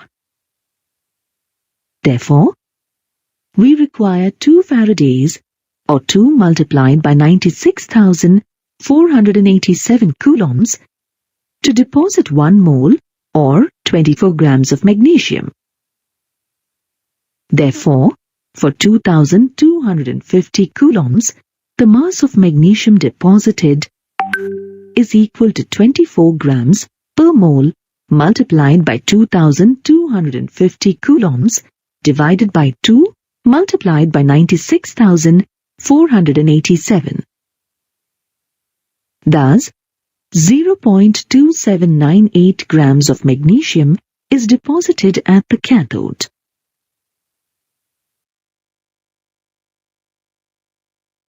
The products of electrolysis depend on the nature of the electrolyte being electrolyzed and the type of electrodes used. Inert electrodes do not participate in the chemical reaction. Inert electrodes act as a source or a sink for the electrons, providing a surface for the electron transfer. Platinum, gold, or graphite electrodes are commonly used as inert electrodes. On the other hand, active electrodes do participate in the chemical reaction. Active electrodes are used in the electrolytic refining of metals, which we discussed earlier. Thus, we can conclude that the products of electrolysis may be different for reactive and inert electrodes. The products of electrolysis reactions depend on the oxidizing and reducing species present in the electrolytic cell and their standard electrode potentials. Some electrochemical processes are kinetically very slow.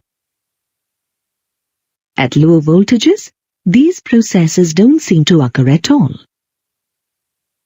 In order to make these processes occur, extra potential, called overpotential, must be applied.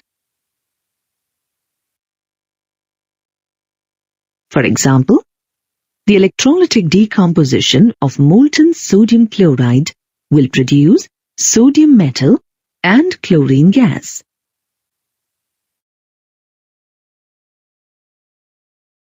The sodium ion and one anion, that is the chloride ion, are produced. Sodium ions are reduced to sodium metal at the cathode, while chloride ions are oxidized to chlorine gas at the anode. The electrolytic decomposition of aqueous sodium chloride solution, on the other hand, produces sodium hydroxide, chlorine gas, and hydrogen gas. In this case, besides sodium and chloride ions, hydrogen ions and hydroxide ions, along with water molecules, are present. Let's look at this process in detail. At the cathode, either sodium ions or hydrogen ions may be reduced. As the hydrogen ion has a higher standard electrode potential than sodium, it gets reduced.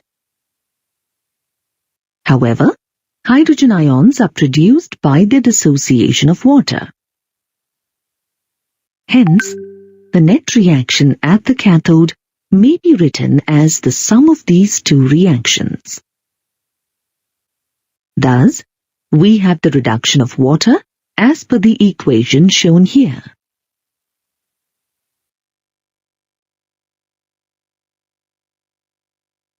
At the anode, too, there are two substances that can be oxidized: chloride ions and water molecules.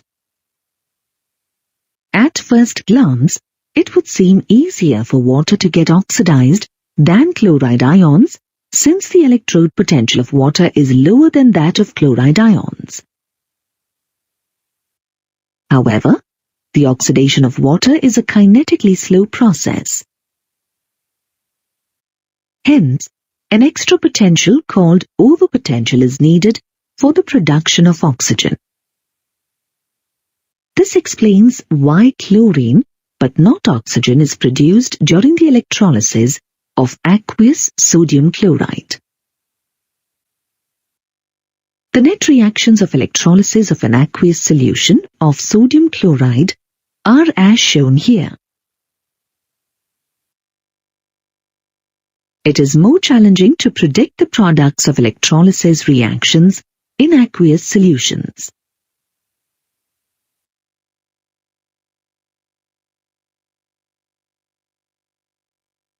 Due to overvoltages, you can't rely solely on standard reduction potentials.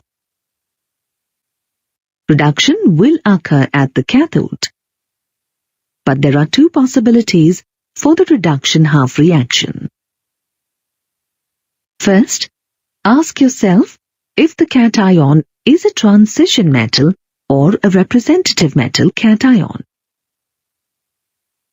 Transition metal cations will undergo reduction, since they have favorable reduction potentials. Representative metal cations will be too difficult to reduce. Instead, water will be reduced at the cathode, forming hydrogen gas.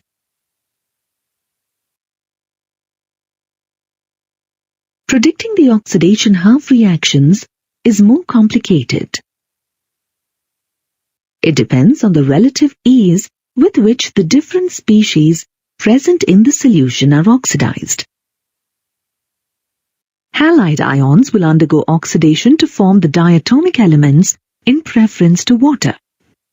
However, chloride ions undergo oxidation in preference to water due to overvoltage of oxygen.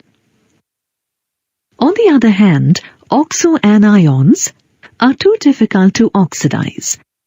So, water is oxidized to form oxygen gas.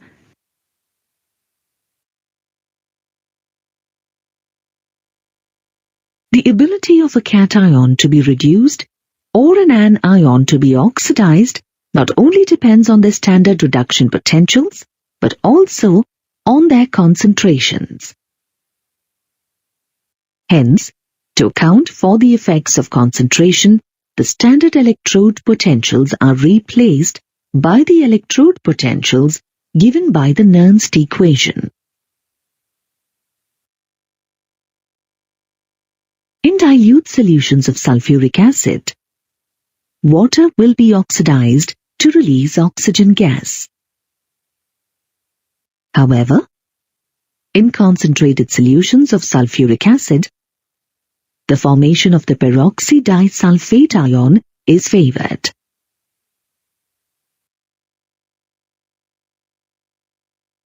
Let's test our knowledge by solving some practice problems. Try to answer this question on your own before proceeding.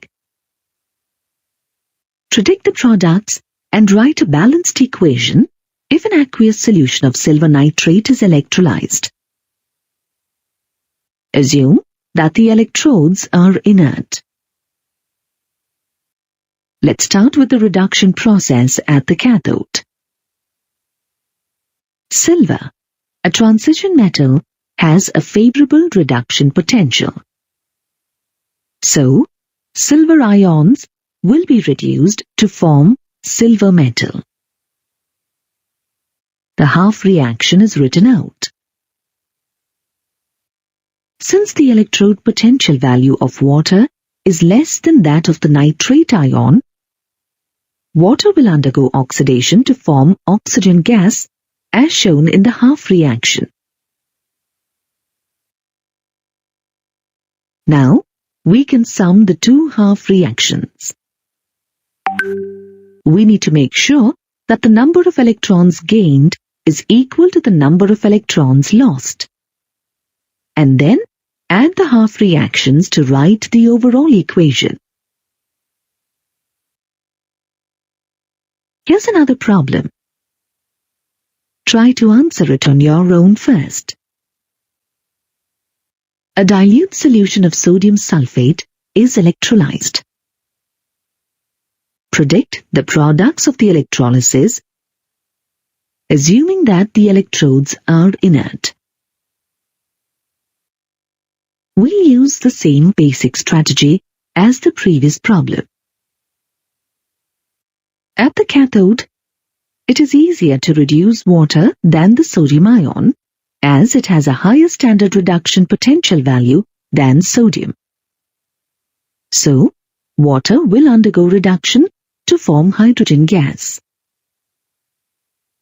At the anode, it is easier to oxidize water than the sulfate ion.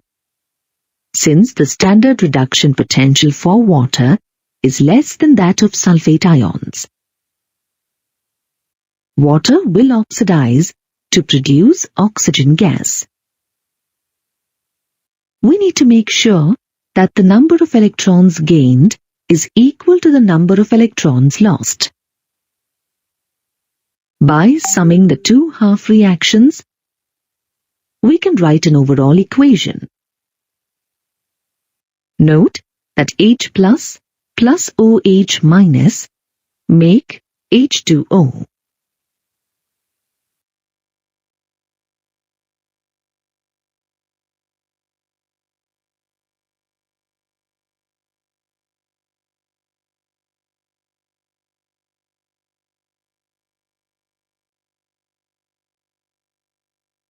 If you have ever observed rusted iron, tarnished silver, or the green patina that develops on copper or bronze, then you are familiar with corrosion. Corrosion is the term used to describe the process of the surface of metal objects getting covered by oxides or other salts of the metal. In corrosion, the metal is oxidized by losing electrons to oxygen, forming oxides. Corrosion is essentially an electrochemical process. Let's look at the corrosion of iron, which is commonly known as rusting, in detail. Iron corrodes in the presence of water and air. The spot where the corrosion begins can be considered the anode. Here, iron loses 2 electrons to form the iron 2 ion. The oxidation half reaction has an oxidation potential of minus 0.44 volt. The electrons thus released then move to another spot on the metal, which then behaves as the cathode. At this spot, oxygen is reduced in the presence of a hydrogen ion to form water. The hydrogen ions are believed to be available either from carbonic acid that is formed when carbon dioxide dissolves in water, or due to the dissolution of other acidic oxides from the atmosphere. The reduction potential for this process is 1.23 volts. In the overall equation, iron is oxidized to iron 2 ions, while oxygen is reduced to form water. The cell potential is 1.67 volts, consistent with a spontaneous reaction. The ferrous ions formed are then further oxidized by atmospheric oxygen to ferric ions in the form of hydrated iron 3 oxide, commonly known as rust. It is very important to prevent corrosion because it damages electrical towers, bridges, buildings, which can collapse as a result, and ships, which can develop a breach. Corrosion can also force major industrial plants, such as power plants or chemical processing plants, to be shut down. Hence, corrosion not only results in loss of money, but also endangers public safety. How can corrosion be prevented?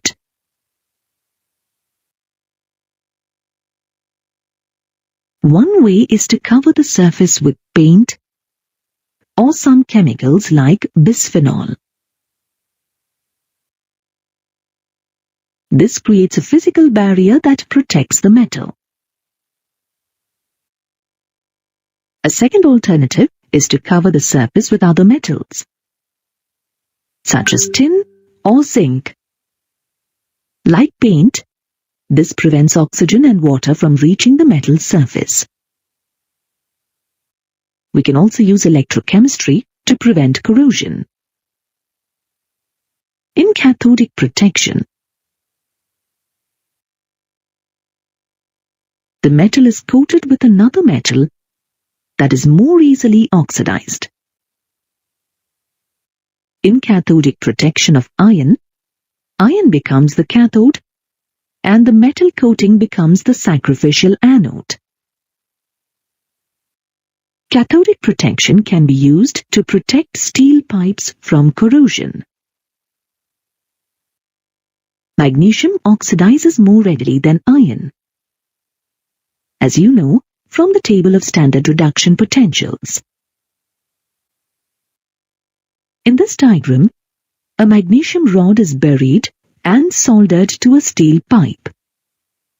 Magnesium acts as the anode and the pipe acts as the cathode. The damp soil acts as an electrolyte. The magnesium rod can be dug up and replaced. This is much faster and less expensive than replacing the pipe itself.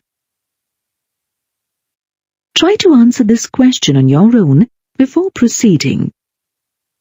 Based on the table of standard reduction potentials, which of these metals could provide cathodic protection to iron?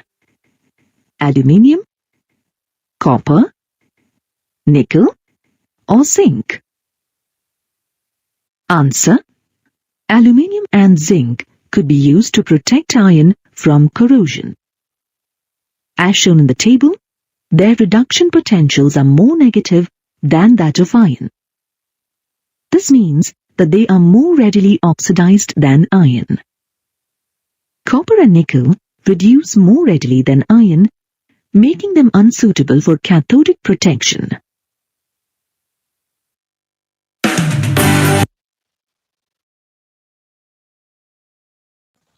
Sudah puas lihat videonya? Banyak sekali, Pak. Kenapa? Kenapa Naim? Banyak sekali, Pak. Iya banyak, makanya saya bilang catatlah yang kalian perlukan gitu ya. Saya bilang catat, kan dari tadi udah saya beri clue gitu ya. Yang kalian perlukan apa poin-poinnya? Udah, gak usah bingung ya. Nah, itu video ya yang perlu kalian review. Nah, sekarang saya juga ingin tunjukkan ke kalian. Elektrokimia yang sudah berkembang sampai tahun ini apa sih ya? Jadi saya tunjukkan hasil penelitian dari kolega saya yang di luar ya. Jadi sudah sampai mana mereka kembangkan elektrokimia. Nah, jadi itu tadi di video itu masih teori ya. Jadi itu kan hanya masih teori dan kalian harusnya bisa lah membuat ringkasannya. Ya, saya berharap bisa. Nah, ini saya berikan 2 contoh ya. Nanti semoga menginspirasi kalian. Jadi yang pertama ini ada teman gitu ya. Sekarang mengembangkan baterai berbasis telurium. Ya. Ada yang tahu telurium itu golongan berapa?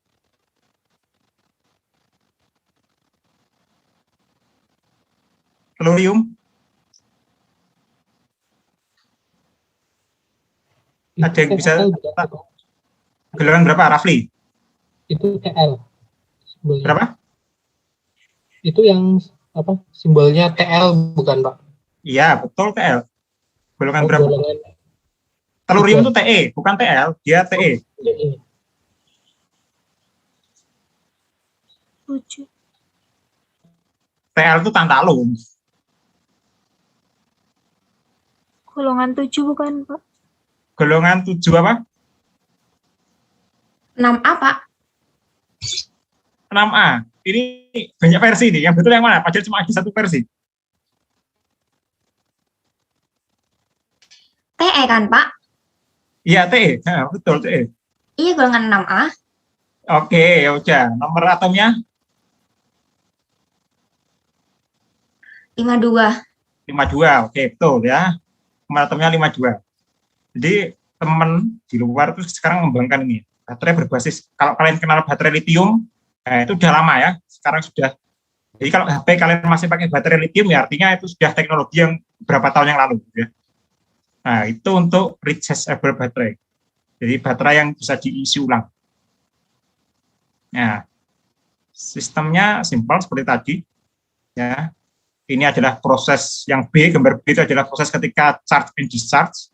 Ya, discharge itu artinya ketika diisi, discharge artinya ketika kalian gunakan. tidak nempel di sumber listrik gitu ya. Nah, ini seperti tadi ya, elektrokimianya seperti tadi.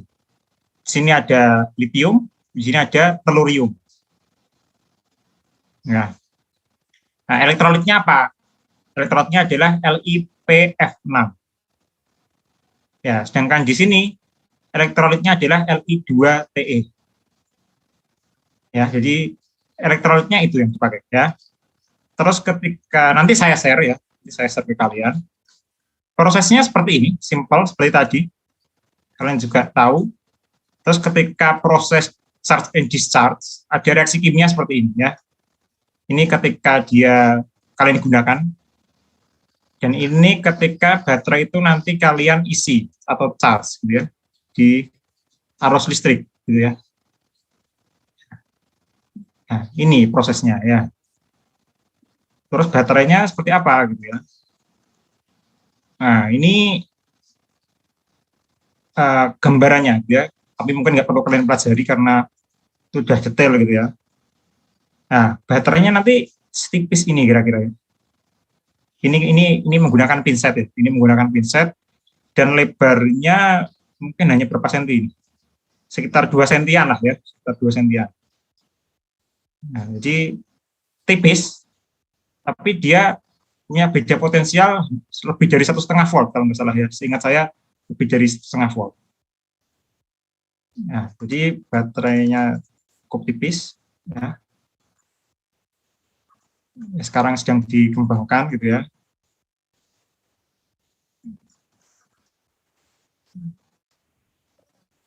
Nah, baterai telurium itu macam-macam. Kalau tadi ada litium Te, ada lagi mangan zinc telurium ya.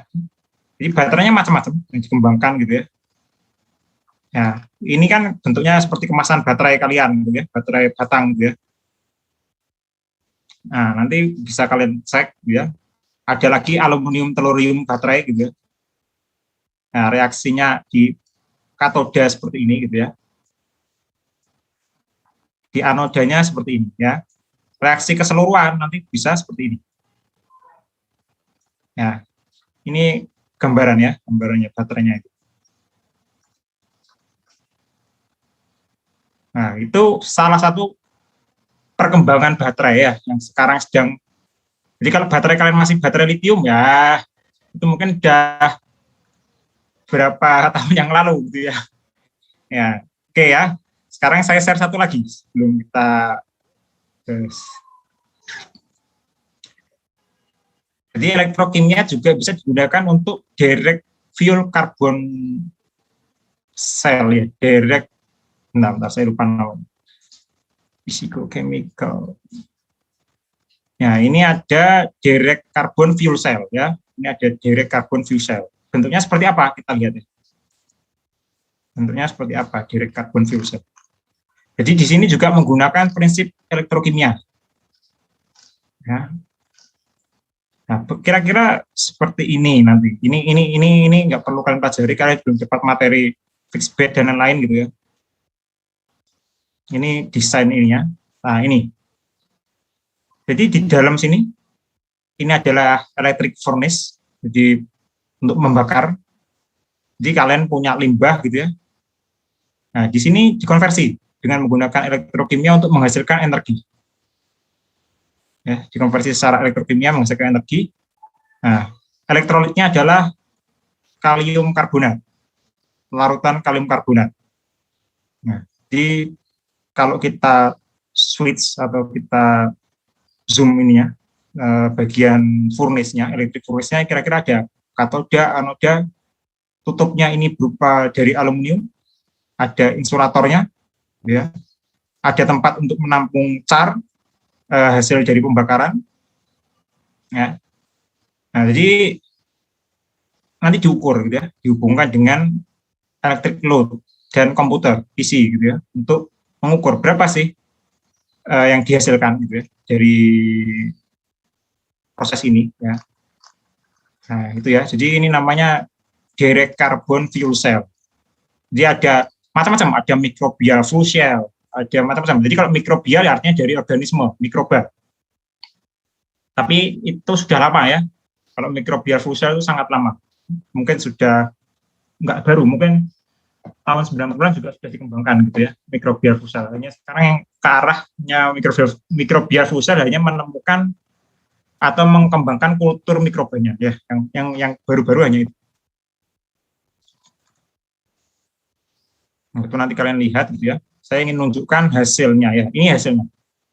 Jadi ini hasil atau residu setelah dibakar gitu ya. Ya, jadi ada ya, carnya di bawah kan bisa lihat setelah dibakar ada ini ya, masih ada kawat-kawat gitu ya. Nah itu tadi katoda anodanya. Nah, jadi fungsinya ini adalah tadi untuk mengatasi sampah, untuk mengatasi macam-macam gitu ya. Jadi intinya adalah ingin mengonversi sampah atau biomas atau yang mungkin yang rumahnya dekat Bantar Gebang tahu siapa yang rumahnya dekat Bantar Gebang di sini? Saya, Pak. Ya, dekat ya, Destia. Lumayan. Dan tahu kabarnya, Destia? Yang tentang apa, Pak? Tentang Bantar Gebang? Yang sampah. Iya, sampah. Mana lagi? Soalnya apa? Ya, apa? Saya tahu, sudah dengar gosip terbaru tentang Bantar Gebang. Kebanyakan tentang itu sih, Pak, limbah-limbah gitu. Iya, tempat namanya juga tempat pembuangan sampah, Destia. Tapi ya, kenapa? Limbahnya kenapa? Ya kan ini Pak, dari mana-mana kan ke situ semua. Ya kebanyakan tentang kayak pencemaran gitu sih Pak. Kayak nyebabin hanya itu ya. Mm-mm. Jadi limbah sampah gitu ya, di Bantar Gebang itu sangat banyak gitu ya. Dan itu sekarang hari ini itu kalian yang dari Jakarta tahu patung Pancoran? Tahu nggak? Ya atau pernah tahu lah ya, mungkin nggak usah yang Jakarta atau yang pernah ke Jakarta gitu. Pernah tahu patung Pancoran? Tahu Pak. Tahu. Kira-kira tingginya berapa meter Jess? Pokoknya lebih tinggi dari jembatan flyover-nya. Iya, pasti ya, lebih tinggi dari jembatan flyover-nya. Ya, itu kira-kira tingginya 50 meter, kira-kira. Saya juga nggak tahu pastinya berapa. Kira-kira 50 meter. Dan sampah yang di Bantar Gebang itu lebih tinggi dari itu. Ya, lebih tinggi dari itu. Jadi, sangat ekstrim gitu ya. Nah, per hari ini itu sebenarnya sudah overload. Sudah secara ini sudah harusnya nggak boleh di situ lagi gitu ya, karena itu sudah overload. Ya, sehari bisa ratusan atau bahkan ribuan ton yang dibuang. Kalian bayangin ya, yang dibuang ribuan ton. Nah, angkanya ada rencana untuk mengkonversi sampah itu menjadi energi, seperti yang sudah ada di Surabaya gitu ya. Di Surabaya itu sudah percontohan, jadi mengonversi sampah saya lupa nama TPU-nya, nama tempat pembuangannya. Nah, dia sudah bisa menghasilkan pembangkit listrik tenaga sampah gitu. Dia ada pembangkit listrik tenaga sampah di Surabaya. Nah, direncanakan Bantar Gebang ingin seperti itu ya, tapi realitanya ya kita sama-sama tahu ya. Jadi mungkin nantinya bisa menggunakan metode ini gitu ya, direct carbon fuel cell. Ini juga menggunakan limbah, ada coffee ground, ada wood pellet, ada Tivoli brine coal ya. Ini batu bara ya, maksudnya batu bara tapi ininya Tivoli itu brandnya gitu ya, apa ya, jenis grade-nya lah ya. Jadi ini coal yang sudah selesai dibakar, bukan coal yang baru gitu ya. Jadi coal yang ini, jadi ini limbah semua ya, intinya ini limbah. Ingin dibuktikan kalau kita secara elektrokimia gitu ya, menggunakan direct carbon fuel cell, ya mungkin bisa gitu ya. Jadi itu mungkin salah satu alternatif untuk mengatasi permasalahan sampah ya. Jadi sampah memang ekstrim ya. Jadi kalau kalian di Bantar Gebang mungkin itu sangat berisiko gitu ya. Banyak resikonya, banyak. Air lindinya itu berisiko, udara. Makanya mungkin Desti atau siapa pernah dengar ada berapa orang, puluhan atau mungkin berapa lebih dari itu yang meninggal di sekitar Bantar Gebang. Kira-kira kenapa? Ada yang tahu? Kira-kira kenapa kalau saya tanya? Limbah airnya Pak. Airnya kan air lindi itu. Nah, kenapa air lindi? Udah tercampur zat-zat dari itunya. Dari itunya. Oke, yang lain ada yang jawab lain nggak? Gas metana bukan, Pak? Iya itu ya, sebenarnya meninggalnya itu karena gas metana sama CO2 ya. Jadi kalau sampah itu kan pasti ada pembusukan ya. Ya pembusukannya itu yang enggak kita harapkan. Apalagi sampahnya sejumlah itu dan seluas itu gitu ya. Ya kalian bayangin, kalau kalian di situ gas metananya segitu, gas metana itu toksik untuk kita, CO2 juga ini, mereka lebih cepat diserap daripada O2 gitu ya, kalau kalian di situ. Dalam jangka lama atau mungkin kalau kalian orang baru yang nggak pernah ke situ tiba-tiba ke situ malam tidur ya mungkin bisa saja meninggal gitu ya. Jadi efeknya sangat berisiko ya. Jadi itu pernah jadi kasus nasional gitu ya, pernah rame gitu ya, pernah viral juga. Banyak orang meninggal di sekitar situ gitu ya. Bukan karena apa-apa, ya karena itu tadi, karena gasnya. Ya, ada yang mau tanyakan? Jadi itu tugasnya adalah pertama mereview, ya, mereview video tadi, kalian review, dikumpulkan besok maksimal jam 12 siang, dan tugas tambahannya satu lagi, kalian cari aplikasi elektrokimia, gitu ya, satu saja, masing-masing anak nggak usah banyak-banyak, satu saja, tapi ceritakan lengkap, gitu ya, mana yang jadi katoda, mana yang jadi anoda, jadi boleh sel elektrolisa, boleh sel volta, silahkan dipilih, tapi masing-masing aplikasinya satu gitu ya, silahkan dipilih mana, terus ininya seperti apa, mekanismenya gitu ya, elektrolitnya apa, ceritakan ya. Jadi itu tugasnya ya. Ada yang mau tanyakan dari tugas kalian yang akan besok dikumpulkan? Silahkan kalau ada yang mau tanyakan. Pak, itu tugasnya Ya. 2 berarti Pak, dikumpulkan Tugasnya besok semua. 2 ya, tugasnya 2 Andre. Dikumpulkan Ya, besok semua. Besok semua, ya, besok semua. Aduh, boleh agak Ketik apa tulis tangan? Agak mundur aja. Apa? Tulis Boleh tangan. ketik nggak, Pak? Boleh ketik, boleh. Kalau saya boleh ya, ketik boleh. Malah itu yang mengenakkan saya, gitu ya, dalam mengecek. Ya, karena saya Tapi reviewnya juga boleh diketik ya, Pak? Loh, boleh aja ya. Saya malah lebih tahu source-nya kalian dari mana, gitu ya. Bisa saya cek malah. Ya, nggak apa-apa. Diketik malah saya senang gitu ya, karena jika diketik saya lebih tahu daripada saya baca tulisan kalian, malah saya lebih sulit, gitu ya.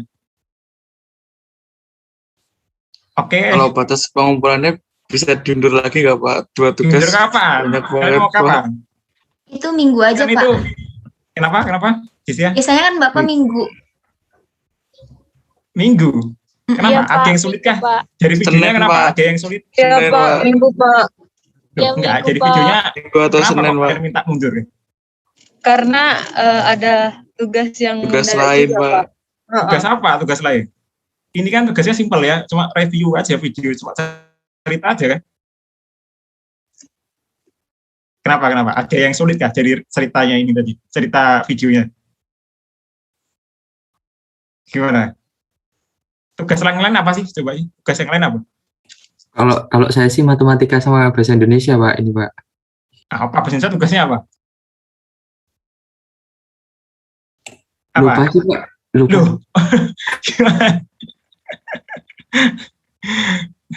Ya udah, saya undur 1 hari ya, paling enggak Kamis lah ya, paling enggak. Sebenarnya kan tugasnya ini enggak berat, cuma kalian tinggal review yang tadi gitu ya. Makanya saya minta kalian buat catatan tuh, karena kalau kalian sudah nyatet poin-poinnya atau equation-nya lah, katakan equation atau poin-poinnya, sebenarnya kan tinggal kalian narasikan ulang dalam bentuk yang apa yang kalian pahami gitu. Ya, sebenarnya kan itu saja tadi intinya. Jadi terus cuma ketambahan 1 tugas lagi, review pun itu kan enak, kalian bisa cari sendiri masing-masing, terus kalian juga ringkas sendiri atau narasikan juga dalam bahasa kalian sesuai dengan penjelasan yang sudah ada di video, gitu aja kan sebenarnya. Ya, Kamis ya, jadi mungkin nggak besok, nggak apa-apa, saya undur Kamis gitu ya, jadi Kamis tetap jam 12, diketik oke, ditulis tangan oke, silahkan mana yang menurut kalian enak gitu ya, dan menurut kalian cepat, ya, di-uploadnya tetap di Spada, ya, kalau di Spada berarti ya maksimal 5 mega gitu ya, karena di Spada nggak bisa lebih, kecuali di GCR mungkin bisa lebih gitu ya, bisa saya berikan space sampai 1 tera pun bisa gitu ya. Ada lagi yang kalian tanyakan selain waktu gitu ya, apa lagi? Bapak, Ya, Jess, ya. Nanti link videonya dikirim kan, Pak? Link video mana? Yang tadi barusan diputar. Loh, kan tadi saya bilang ini mungkin nggak ada replaynya. Oh, alah, tapi video ininya record Zoom-nya? Oh ya, record Zoom-nya bisa dikirim, silakan. Oke, Pak. Ya, record Zoom-nya boleh ya. Nanti saya upload mungkin. Nanti saya share ke kalian. Ada lagi yang mau ditanyakan selain itu? Tapi kalian paham kan dari video tadi mestinya ya, lebih simpel ya penjelasannya.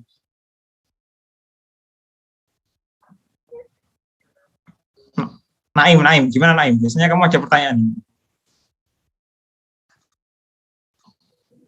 Naim? Enggak, Pak. Ya, biasanya kamu ada pertanyaan nih. Enggak. Kali ini enggak, Pak. Kali ini enggak. Oke. Ya, soalnya, jadi Pak. Ya, soalnya kenapa? Kenapa? Putus. Internet Soalnya kadang putus. Putus-putus. Nah. Jadi carilah aplikasi atau aplikatif dari elektrokimia yang ya menyelesaikan problem di lingkungan kalian gitu ya. Misalnya tadi sampah. Jadi elektrokimia banyak, nggak hanya baterai, ya, nggak hanya tadi, ya banyak ya. Elektrolisa juga banyak, karat juga nggak hanya karat gitu ya, macam-macam. Oke, ada yang mau tanyakan lagi untuk tugas kalian ya? Ya paling nggak Kamis ya, jadi Kamis paling nggak sudah selesai. Biar saya juga tahu mana yang kurang gitu ya.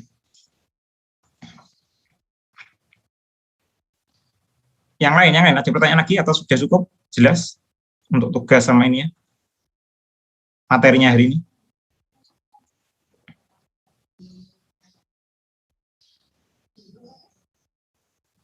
Untuk yang praktikum kimia fisika gimana? Sudah dapat ide kah untuk memulai membuat karya? Bapak. Iya, kenapa Jis ya? Saya tuh mau tanya, Pak. Kan kemarin saya ambil contoh nih. Tapi itu belum ada jurnalnya, Pak. Apa coba? Contohnya apa? Belum ada jurnalnya. Benar, Pak. Apa contohnya? Benar saya. Ini dulu. Apa kalau nggak salah tuh Rubyfilin. Bentar, Pak. Bentar. Iya, yang judulmu kemarin itu kan, yang di-share di grup itu kan? Iya, Pak. Iya, maksudnya yang belum ada jurnalnya itu kenapa? Gimana maksudnya? Kan saya ngambil ini kan, penggunaan niacinamide dalam larutan riboflavin dan air dalam keadaan salting in. Saya ngambil dari prinsipnya yang zat terlarut dalam dua larutan yang tidak bercampur kan, Pak? Jadi kan saya pikir kalau kamu riboflavinnya dari mana? Sudah tahu? Beli atau seperti apa? Beli, Pak. Mau beli niatnya. Oh, kamu niat ya? Tapi bentar dulu, Pak. Bentar dulu. Terus gimana? Tapi masalahnya tuh belum ada jurnalnya gitu loh, Pak. Saya jadinya bingung nanti penjelasannya mau kayak gimana. Jadi gini ya, ketika semuanya bukan hanya Jis ya.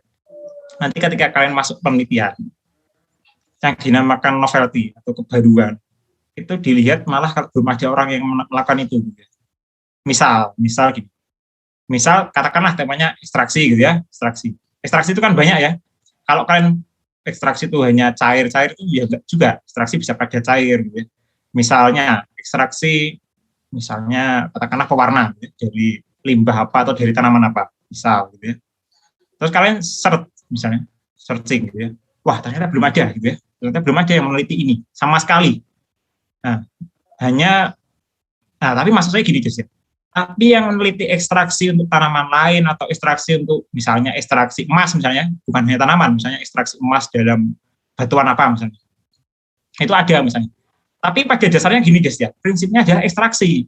Jadi entah itu di emas, entah itu di tanaman, entah itu di biomass gitu ya, entah itu di misalnya punyamu tadi misalnya kalau kita ekstraksi dan kita belum dapat ini ya.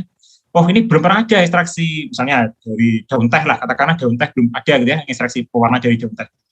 Nggak ada jurnalnya, nggak ada blognya, nggak nemu bukunya, nggak nemu apa-apapun gitu ya, nggak nemu videonya dan lain-lain. Tapi prinsipnya kan ekstraksi, ya itu bisa dianalogikan. Jadi misalnya, analoginya kalau ekstraksi ya prinsipnya jalannya seperti ini.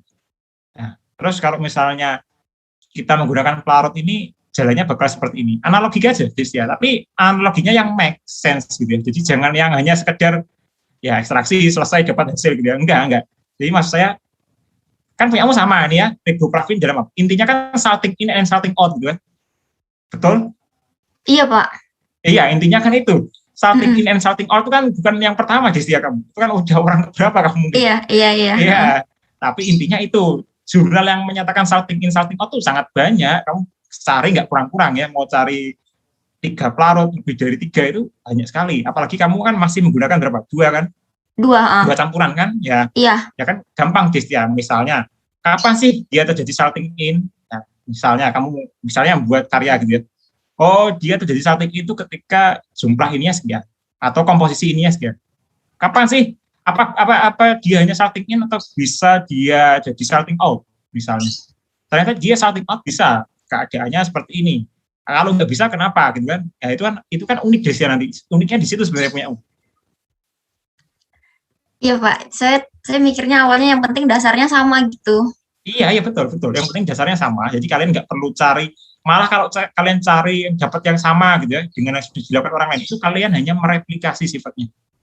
Jadi kalian bukan ngapa-ngapain, hanya mengulangi percobaan orang yang sebelumnya gitu, atau peneliti sebelumnya, dan kalian nggak dapat impact apa-apa ya kecuali kalian menemukan something yang new. Misalnya kalau saya dulu pernah gitu ya membuat biodiesel gitu ya, dari macam-macam, dari biomass, dari oil basisnya biomass gitu. Saya akhirnya menemukan dengan profesor saya gitu ya. Saya hanya mereplikasi ya. Jadi saya hanya mereplikasi penggunaan katalisnya sama, jenis katalisnya sama gitu ya. Tapi apa yang baru? Yang baru adalah saya menemukan fenomena gitu ya sama profesor bahwa katalis dengan jumlah yang sangat-sangat kecil itu masih punya aktivitas yang sama dengan jumlah katalis yang sebelum-sebelumnya, yang diteliti oleh peneliti sebelumnya. Jadi akhirnya saya bisa membuat conclusion gitu ya, bahwa ternyata dengan metode ini jumlah katalis sekian itu masih punya catalytic activity yang sama atau hampir sama gitu ya dengan katalis dalam jumlah banyak. Artinya apa? Artinya saya bisa menghemat katalis ya. Jadi kalau di industri katalis itu kan mahal ya, apalagi kalau kita menggunakan katalis emas gitu ya. Nah, kalian bisa bayangkan emas dijadikan katalis gitu ya.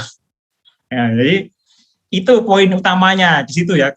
Baruannya jadi saya mengejar ya katalisnya itu kalau bisa seminimal mungkin kita perlukannya ya, tapi menghasilkan kualitas atau menghasilkan kuantitas yang hampir sama. Itu kan secara ekonomi kalau kita terapkan ke pabrik atau industri gitu kan menguntungkan sekali gitu kan. Nah itu Destia kira-kira kayak seperti itu. Jadi kamu tinggal milih kamu itu mau novelty atau mau hanya mereplikasi gitu. Nah kalau kamu inginnya novelty-nya dapat ya tunjukkan ketika di karyamu nanti novelty-nya munculin. Gimana cara munculkan novelty-nya? Itu tergantung kamu. Bisa nggak memunculkan novelty-nya itu? Kadang-kadang kita orang Indonesia itu lemahnya di situ. Ya. Secara umum orang Indonesia itu lemah dalam arti hampir tidak bisa memunculkan novelty. Gitu. Jadi kalau saya akui orang Indonesia itu kreatif, nggak kalah dengan orang luar. Meskipun kita keterbatasannya sekarang kalian tahu sendiri gitu ya. Tapi secara ide saya akui kita masih cukup kreatif gitu ya dibandingin orang-orang luar. Tapi kelemahan kita adalah kita nggak bisa mengangkat atau mengeluarkan novelty-nya kita tadi gitu ya. Nggak bisa cerita gitu, nggak bisa cerita.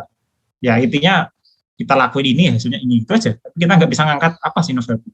Itu ya Destia. Saya berharap masing-masing nanti bisa mengeluarkan novelty-nya. Apa yang kalian kejar dari situ? Gitu ya.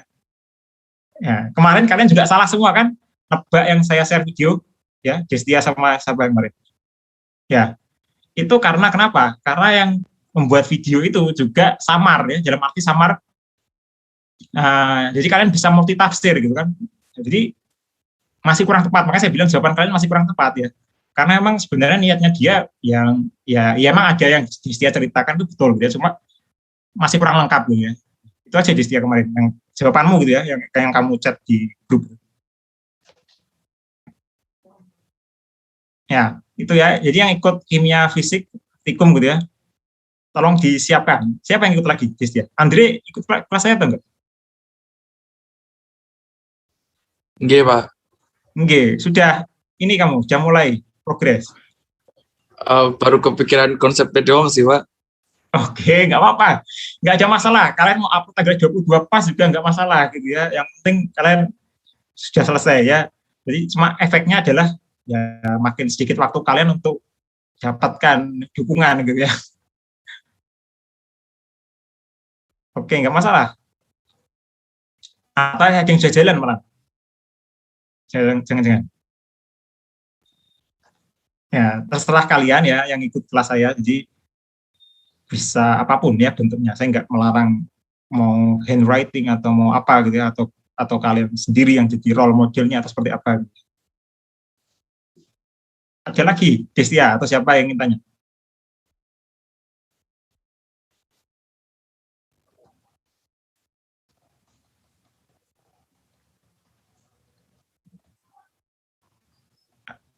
Ya, atau Emi itu, Emi ya. Kenapa Emi?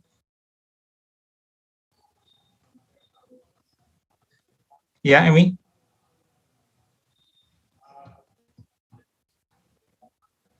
Kendala sinyal kah?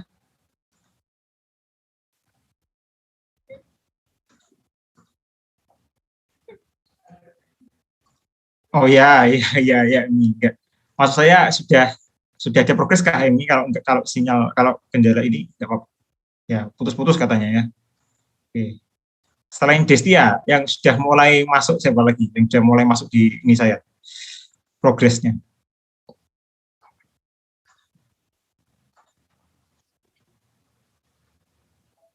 Ya, yang penting semenarik mungkin ya. Kita lihat nanti hasilnya seperti apa kali. Ada lagi yang tanyakan dari materi kita hari ini elektrokimia?